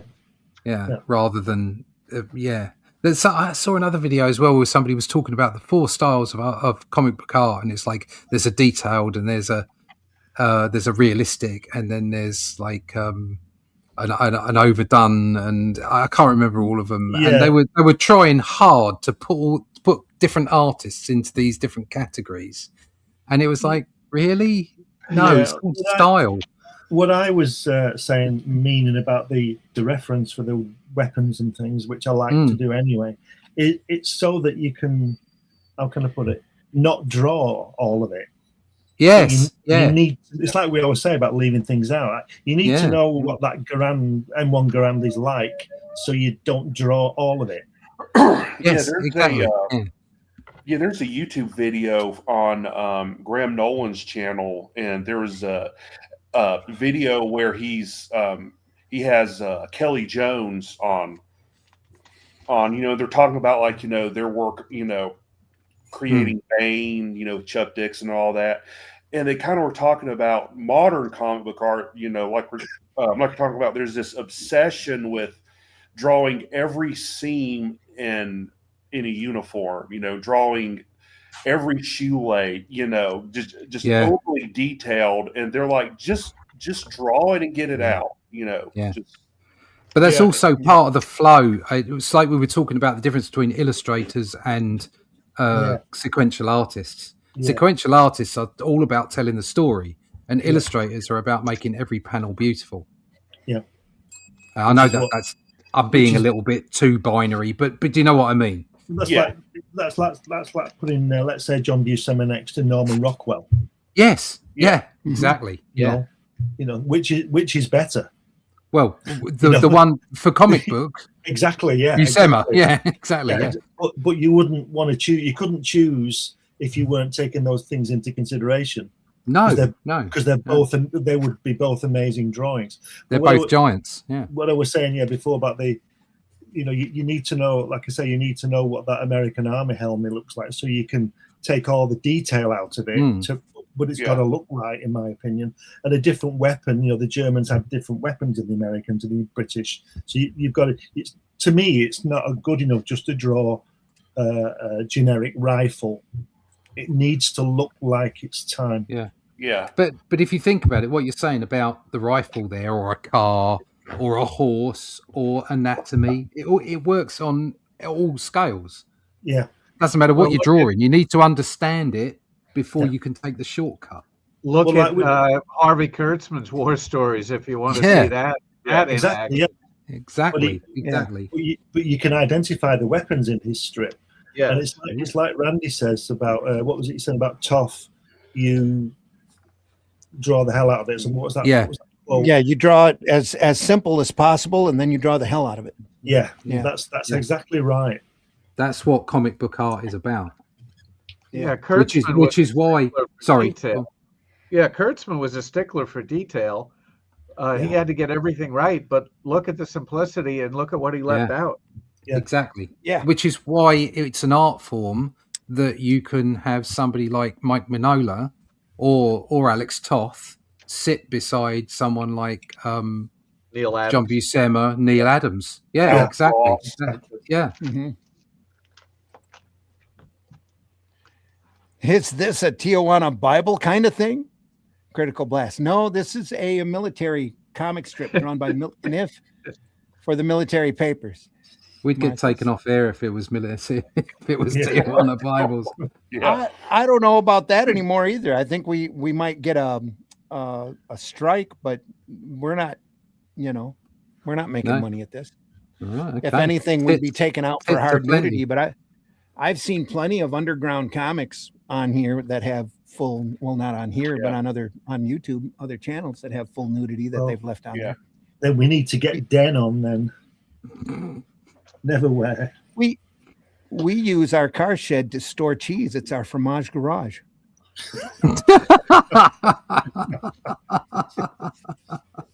Thanks. I want what he's smoking. You might be on something there, Russ. On to something, I should say. You might be on to something there. Something just definitely on past something. my window, Russ. It looked like Randy. Yeah. Yeah, it was Garage Man, not Garage Man. Garage Man. Wait a minute. You mean Garage Man is Randy Zimmerman? Holy crap! This is. Well, do you ever see them both in the same room at the same time? I rest my case. I think Mobius has already done it in his airtight garage. Yeah. We got a guy who's got a service station here that specializes in transmissions that proudly calls himself the Tranny Man. Now, which one is that? What? No, he's got a little jingle and everything. I ought to take one of his commercials and run it here on the program. That Tranny Man, or a what? No. He's got a little jingle and everything. We have a local septic service. They say they're number one in the number two business. There we He are. said number Yeah. 2. Oh, God. The tranny, man. Oh, God. Tears are coming down my eyes.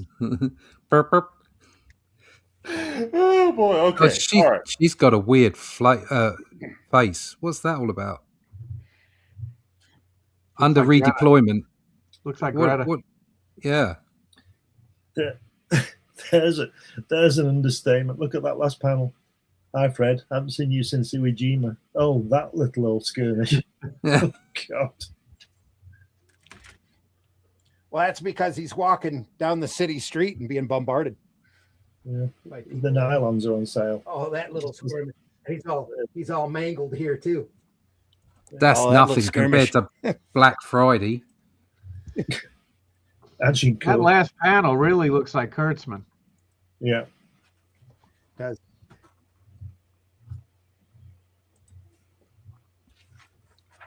There's something about you look at Kurtzman, Toth's comedy, Eisner, the guy on Two-Fisted Tales. Kurtzman, isn't it? Is it That was Kurtzman on That was Two-Fisted Tales, like yeah. you look at their, and there's something of the time. They have a similarity about them. Yeah, he did a lot of the layouts for those Two-Fisted Tales stories too. Yeah. He would And send then people the rough. way they spot blacks, the way that they draw, you know, economically with lines, the form, there's something of a. It's almost like they're a generation in themselves. Do you know what I mean? Look at that first panel. Yeah. Those helmets are good, but look at them. Look at the black faces, the faceless faces of soldiers. You know. Yeah. Silhouettes. Yeah, can't see their face. You know, they don't come back and. And again, I think that they service their style to feed the necessity of their deadlines. That's why things they're are genius. as simplistic as they are. Yeah, but that's why they're genius. That's true, the whole point of sequential art. I think that's something else that we're maybe missing is that people that don't stay on runs as long as they used to. You don't get creative teams that stay on something. No, and then. True. Sometimes you'll get teams in that are like they do beautiful work, okay, but they're blown out. They can't do more than 1 or 2 episodes, or they can do like a one-off. And what that loses is it loses the flow and the core of the sequential art that you get in these things, that you get in the examples that we're showing. That it's like I think it's just slightly missing now. I think Randy won't be happy with what I'm going to say now, but I think you put too much emphasis, Randy, on this deadline thing. I think these people just draw. I know they've got a deadline, but I don't think they take shortcuts like those guys in that first panel. I don't think that that's a shortcut because he's on a deadline that he's done those faces black. Yeah, he's I think he did it. I think he did it to keep them anonymous. Is what yeah, exactly. Yeah. Faceless faces. Yeah. And Kurtzman, I think Caniff had inking assistants on this. Yeah. I'm talking like Toth when he was doing the animation stuff. He stripped it down so the animators could draw it quickly. But CC Beck, when he first approached Captain Marvel, come off of an advertising background and stripped his style down to just bare necessity because he felt that comics needed that color to come through. Isn't that Captain part of the Marvel's brief though? Isn't that part of the brief, the concept of what's going on? Yeah. It's all part of it. I think sometimes, especially when you look at some of the monthly comics from the 70s onwards, I think in some of those cases, you can definitely see that the schedule has impacted the art in some way. But I think these guys were just genius at what they were doing. Well, also these guys were being paid the big bucks too. Yeah. Even though Caniff wasn't getting paid for this particular strip, he was more than wealthy doing Terry and the Pirates and Steve. He could take the financial hit because he was making it up elsewhere. Well, that was his donation to the services. Yeah. Yeah. I also think that if he hadn't have done that, if he hadn't have donated it, they wouldn't have asked him to do it in the first place. That's true. I think very I likely. don't know how he came about to do it. I think he approached them and said, Well, "I'll give you this," rather than they rang him up and said, "We can only pay you X," or whatever. I don't think that. Well, again, he didn't do it for pay, but I think that, like the Wikipedia said, he did initially a adult version of Terry and the Pirates. He just cut the kids out and added more military people. And then when people complained, he changed Burma to Miss Lace here. Pardon me. And just continued on doing the strip. Probably using esoteric, military characters.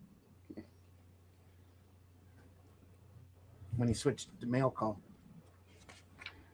Yeah, that, there we go. Oh, okay. That's was that a what? Nick? Oh, just on the right-hand page, the top strip, that I don't know if it's intended, but the way he draws the guy kind of seems like, one of those kids that was like 13, 14 that lied about their age to fight in the war back then. Like, that kid reminds me of Richard Nixon. This guy? Yeah. I know what you mean, Mitch. Yeah. Yeah. I think you're right. I'm not a crook. I'm not a crook. We're keeping the job. Spyro Agnew. Yeah. One of my favorite Nixon stories is when he met Elvis, and Elvis gifted him a gun. I think it was a revolver. And it's like, how did this guy get past Secret Service with a gun? Because he was Elvis. Exactly. Here's a bit of trivia. Here's a bit of trivia for you regarding Nixon and George Bush Sr. Neither of those two people, who were about 45 at the time, knew where they were when Kennedy was shot. Of course they didn't. Quote unquote. Yeah. They reckon they're the only adults age 45 on the planet didn't know where they were when he was shot. They were looking at the latest UFO files. In a secret base, a mile underground. In a secret base. Yeah, in a secret base. I'm not joking. No. Here's a bit of Elvis trivia for you. Right before he passed, he was in negotiations to be a traveling Wilbury. What? They were going to record his part. They were going to record his part at Graceland and then put him in and together in the studio. Yeah. Elvis died in 1977, didn't he? 77. Right before he passed. Yeah. But no, the traveling Wilburys were the 90s. Yes. Late 80s. Yeah, you mean... Well, yeah, late 80s, late 80s. Yeah. There's an interview out there with Harrison saying that they were ready to go. Maybe you're talking about Elvis Costello? Yeah. Oh, I thought it was Elvis Presley. I could have my dates wrong. There's a 20-year difference, or at the very least, 15-year difference.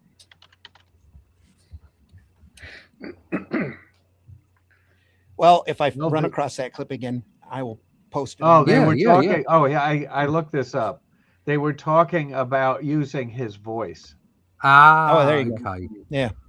But George Harrison felt it was too gimmicky. You think? You think? Yeah. Didn't stop him keeping Roy Orbison on when he went. No, or John Lennon decades after he's dead on new Beatles tracks. Yeah. Yeah. Oh, my sweet lord. My sweet lawsuit. Yeah. Yes, Orbison, not Elvis for Wilburys. Okay. But I'm just telling you, I just saw the clip a couple days ago. Yeah, that's fair enough. If they were going to use his voice, yeah. I mean, I wouldn't be surprised if they were going to use his voice. It's Elvis. Uh-huh. Yes, Martha, she was treated like a specter. She was just around every base. Yep. Was that an Epstein's Island base, Russ? You never know. You never know. It's like I was never there. I never saw Prince Andrew. I don't know the Queen. God save the Queen. Too She late. ain't no human being. She ain't. It's just a fascist regime. Hey, John Lydon's a conservative now. Oh, you're not shitting me. This is a man was who. all- Yeah, sorry. Yeah, Glenn, you're absolutely right. Yeah, this is a man who wanted to take down the system with anarchy, who ended up being Yeah. the spokesman for butter. Like, piss off. He's a very, very clever man. He knew exactly what he was doing. Yeah, yeah. And, you know, They're all the same. he did Yeah. it. That almost looks like Steve Kenyon here. It does. But he got blindsided by revealing about Savile, didn't he? Oh, yeah. Yeah, I mean, at least he was the one that was prepared to go public on Savile. Yeah, and that was 1978. That's right, yeah. Yeah, it just shows you how scummy everybody else was, that they wouldn't say anything. Well, look over here in America with the whole Weinstein thing. Like everyone knew what was going on, and no one really did anything about it. That's Hollywood. Mhm.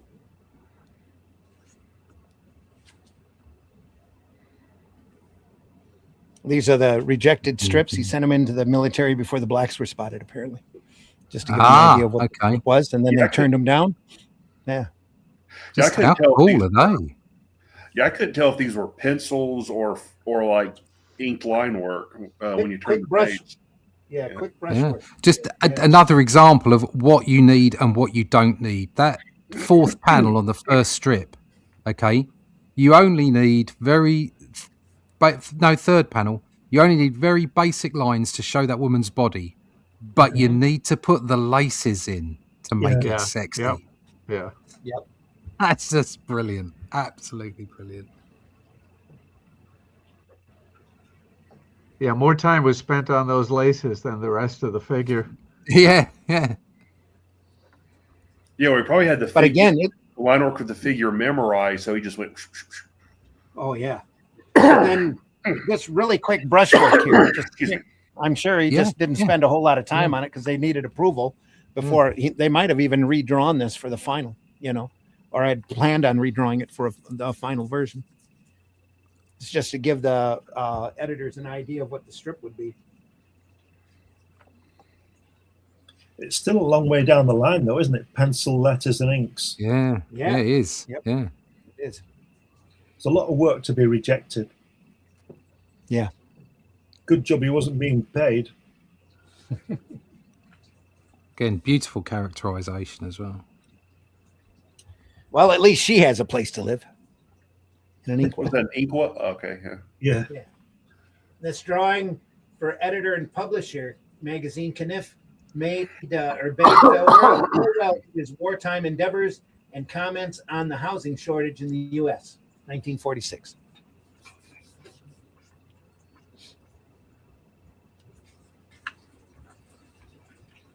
Wow. A little better Betty Page looking here. Ooh, hello. Yeah. Almost didn't think she'd ever see you again after that first wild visit. Now you've got the whole armed forces with you. Come in and grab some floor while Steve pours. That's Steve. Can you think I'd better stick around and see what's up with Uncle's new kid, line of duty, of course. So is she the uncle's new kid? Because I'm confused now. No. The kid's coming in. She's inviting him in. He's going to stick around to make sure that they mind him. Another Vampirella style outfit. Yeah, great really. lettering. Yeah, you look long enough, you see the lettering. It's very good. Yeah. Weinstein controlled the Gnomes book being turned into a cartoon, probably for the busty gnome women. Oh, he bankrolled the Gnomes book. Right. That's it.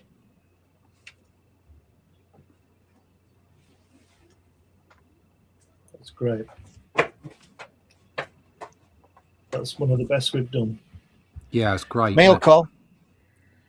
Milt Caniff, folks. If you're interested in looking at more Caniff, I've got a little Terry and the Pirates and a lot of Steve Canyon we can look through. Do you have any of those Great stuff. NBM collections? I think I have a Terry in the Pirates NBM Yeah, collection. the Sundays are incredible. Yeah. It's just all beautiful work. Was collecting the Steve Canyon magazine when Kitchen Sink was printing it there for a while. Folks, want to see more Caniff? Let us know. There's much more Caniff to be shown and shown off. We might do it. Whether you want to see it or not, we might look at it anyway. So, here we go. Coming up, Barry Windsor Smith. I've got an archive of Magnus the Robot Fighter here by Russ Manning to look through. The Eternauts coming. Sin City, eventually. We'll talk more about Frank. Have you got Barry Smith's Monsters? I do not. I do. What Sin City volume is it? All. Oh, all of them. Okay. Yeah. Got a set of them in paperback. Yeah, more World War II stuff. We will try. Martha's promise. We'll try to get there.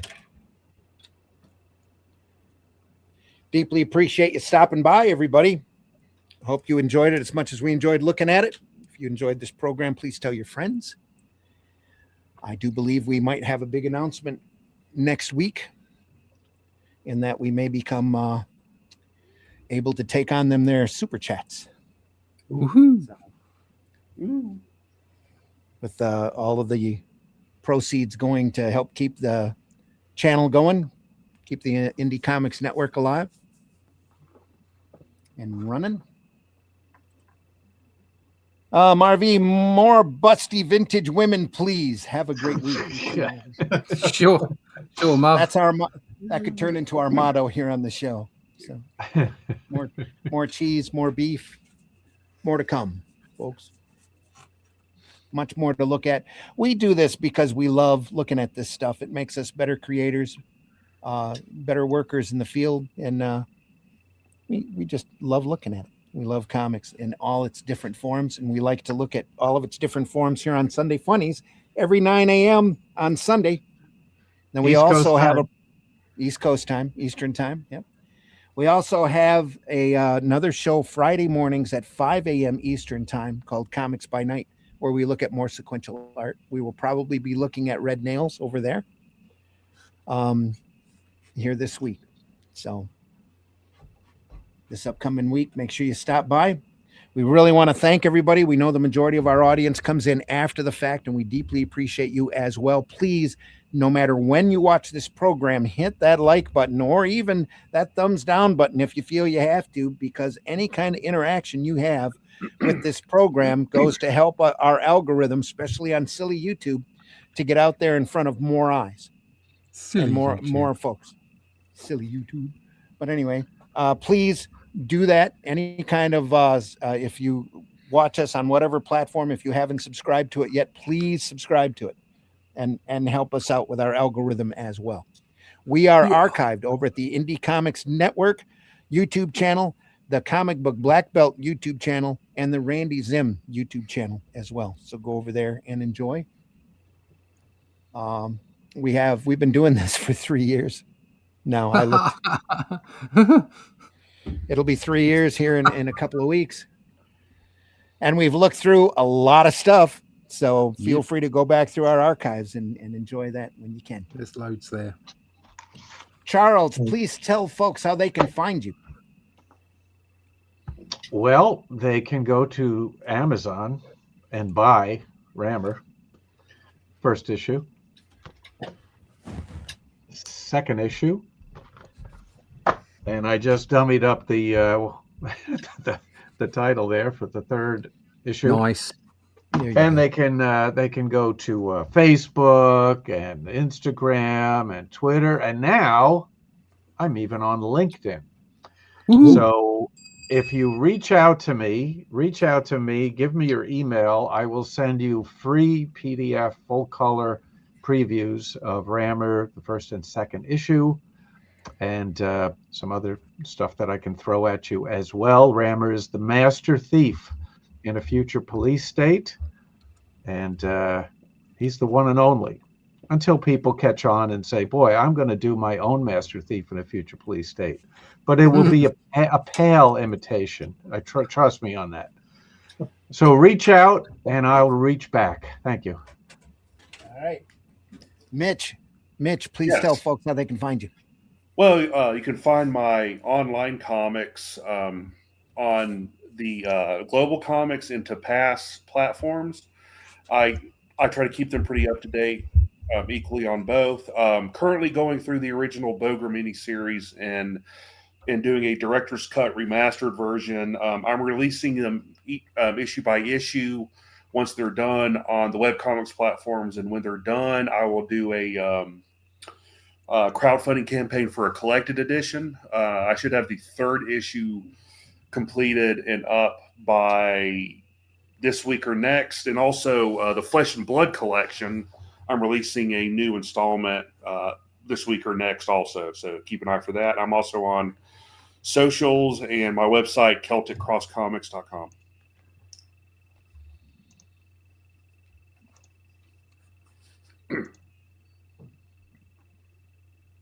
It's time. Okay, just a quick look at what we got going on in the. Is this the no background page? This is one of them. This is there's multiples. This is just a preview of some of the pencil work going on in the Atlantean issue 4.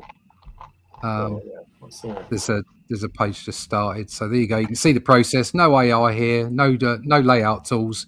Just they may be digital pencils, but they're my pencils, and they get inked physically. So if you like that kind of stuff, if you like sword and sorcery, and you enjoy traditional artwork, then go to rustleach.com, sign up for that email list, and we'll tell you when the latest version of the Atlantean is out. All right. I had the pleasure of writing those books based off of the Shadow Kingdom from a Robert E. Howard public domain story. We took the characters from there and continued them on in the Atlantean into self. And I have a story in number 2. He does. I have a story in number 2. So all of my fans have to buy all of the Atlanteans and multiple copies of number 2. There we go. Absolutely. Glenn, please tell folks how they can find you. You can find me on Randy's shows on Friday and Sunday when I've not got the flu. And you can find my work on Amazon, New Haven Press. Just about where can we find you when you do have the flu?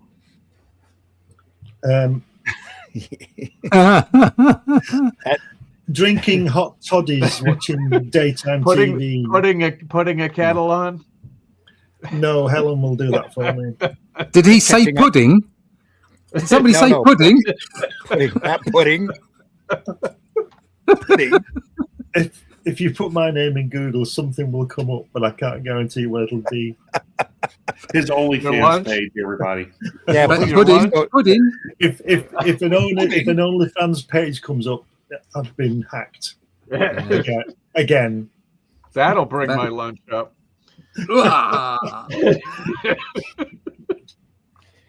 It's a good thing all that adult cinema work we did in the 70s and 80s had a non-de-plume attached to it. What do you mean we? It was just you. I wasn't even alive in the 70s. Well, it was just you, Randy. You're the one with the moustache. I have no idea what you're talking about. Folks, I've been your host, Randy Zimmerman. Sorry, before you carry on, have a quick look at this. Just sharing something else. It's the cover, and we've got Renato who's already started the detail. He's already started painting the cover up. So once again, we'll have a beautiful painted cover by Renato. Go check him out. Was almost Renato. Renato Rosart. I don't know the detail. I'm crap at the internet. Go to my website. X account, and you'll pick up his ID there. He's a fantastic artist. He should be working in mainstream, but he's doing some grand stuff for us. Just wanted to give him a shout out. Really, absolutely. Folks, you can find our Atlantean campaigns over at fundmycomic.com. You can buy the first 3 issues of the Atlantean and multiple formats of the Shadow Kingdom as well on Amazon, Barnes & Noble. Criticalblast.com also has those available. Beautiful little digest, everything from a little digest book to a black and white book in the same format as the Atlantean to a fantastic hardback version in color with the prose story of Shadow Kingdom in behind it for your comparison, for you to compare it to. And we hope you do. We hope you enjoy it. I think that's it, folks. Like I said, I've been your host, Randy Zimmerman. I've been writing the Atlantean. I'm currently putting together a collection of the first alternative comic that I had published back in the mid 80s called Tales from the Aniverse. If you remember back that long ago, there will be a volume campaign for that here, hopefully by the end of the first quarter of this year. And other than that, you expect to see more Atlantean coming soon. So we hope you look out for that. All the news on the Atlantean you can get over at russleach.com. Go over there and sign up for that email list. So that ever-growing email list. And folks, thanks again for stopping by. Please don't be afraid to go visit your local retailer. Look at those boxes that he might have, or he or she might have had sitting there gathering dust. You'd be amazed at the great gems that are in there just waiting for you to discover or rediscover and enjoy. If there's comics out there that you love, and you should tell people about it. We have collections for a reason. Anything by Jack Kirby.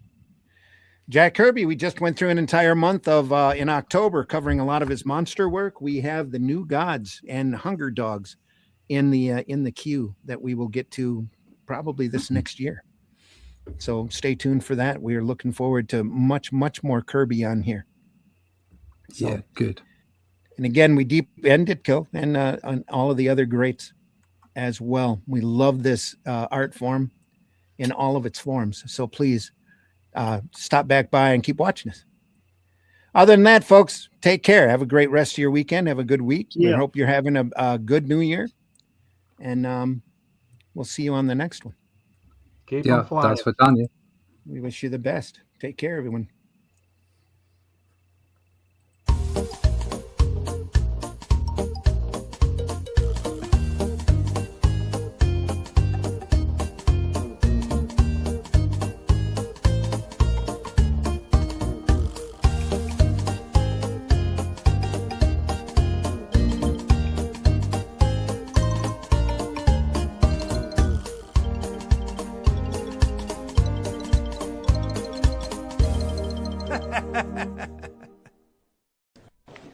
Hi, would you like some headphones? Absolutely, but how did you know my name was Phones? In the time before Atlantis sank, when the lands of this world were savage and untamed, one man would claim his destiny, seizing his place as a king. After defending his throne and learning the devastating truth of the Serpent Kingdom and its deadly cults, King Kull in his right hand ruled the Spear Slayer, make a solemn vow to hunt down and destroy the hidden empire of these serpent demons. These are the tales of those journeys. This is the Atlantean. Tales inspired by the brilliance of Robert E. Howard, featuring his first barbarian characters as introduced in the pages of his classic tale, The Shadow Kingdom. Each volume contains beautifully painted covers and around 50 pages of original black and white art and story, featuring classic sword and sorcery adventures you don't want to miss. Join us on these epic adventures and sign up now for news with the email list at russleach.com. Bring your axe and prepare for battle. Hi y'all, it's time for Appalachian Word of the Day. The word of the day is marinara. How fast do you think that car get up to? About 120 marinara? As he sits each day at his board, along with his characters, Jack Kirby is far from lonely. I haven't got the trappings of a circus, but there in my mind is a very active and bright and colorful place that's as good as any circus that I've ever seen. And I live with that, and I enjoy it immensely. There we are. And I'm looking for the biscuit, and I can't find it. Uh-oh. We could sing it. I've lost the biscuit. No. Here's the biscuit. Taste the goodness of the biscuit.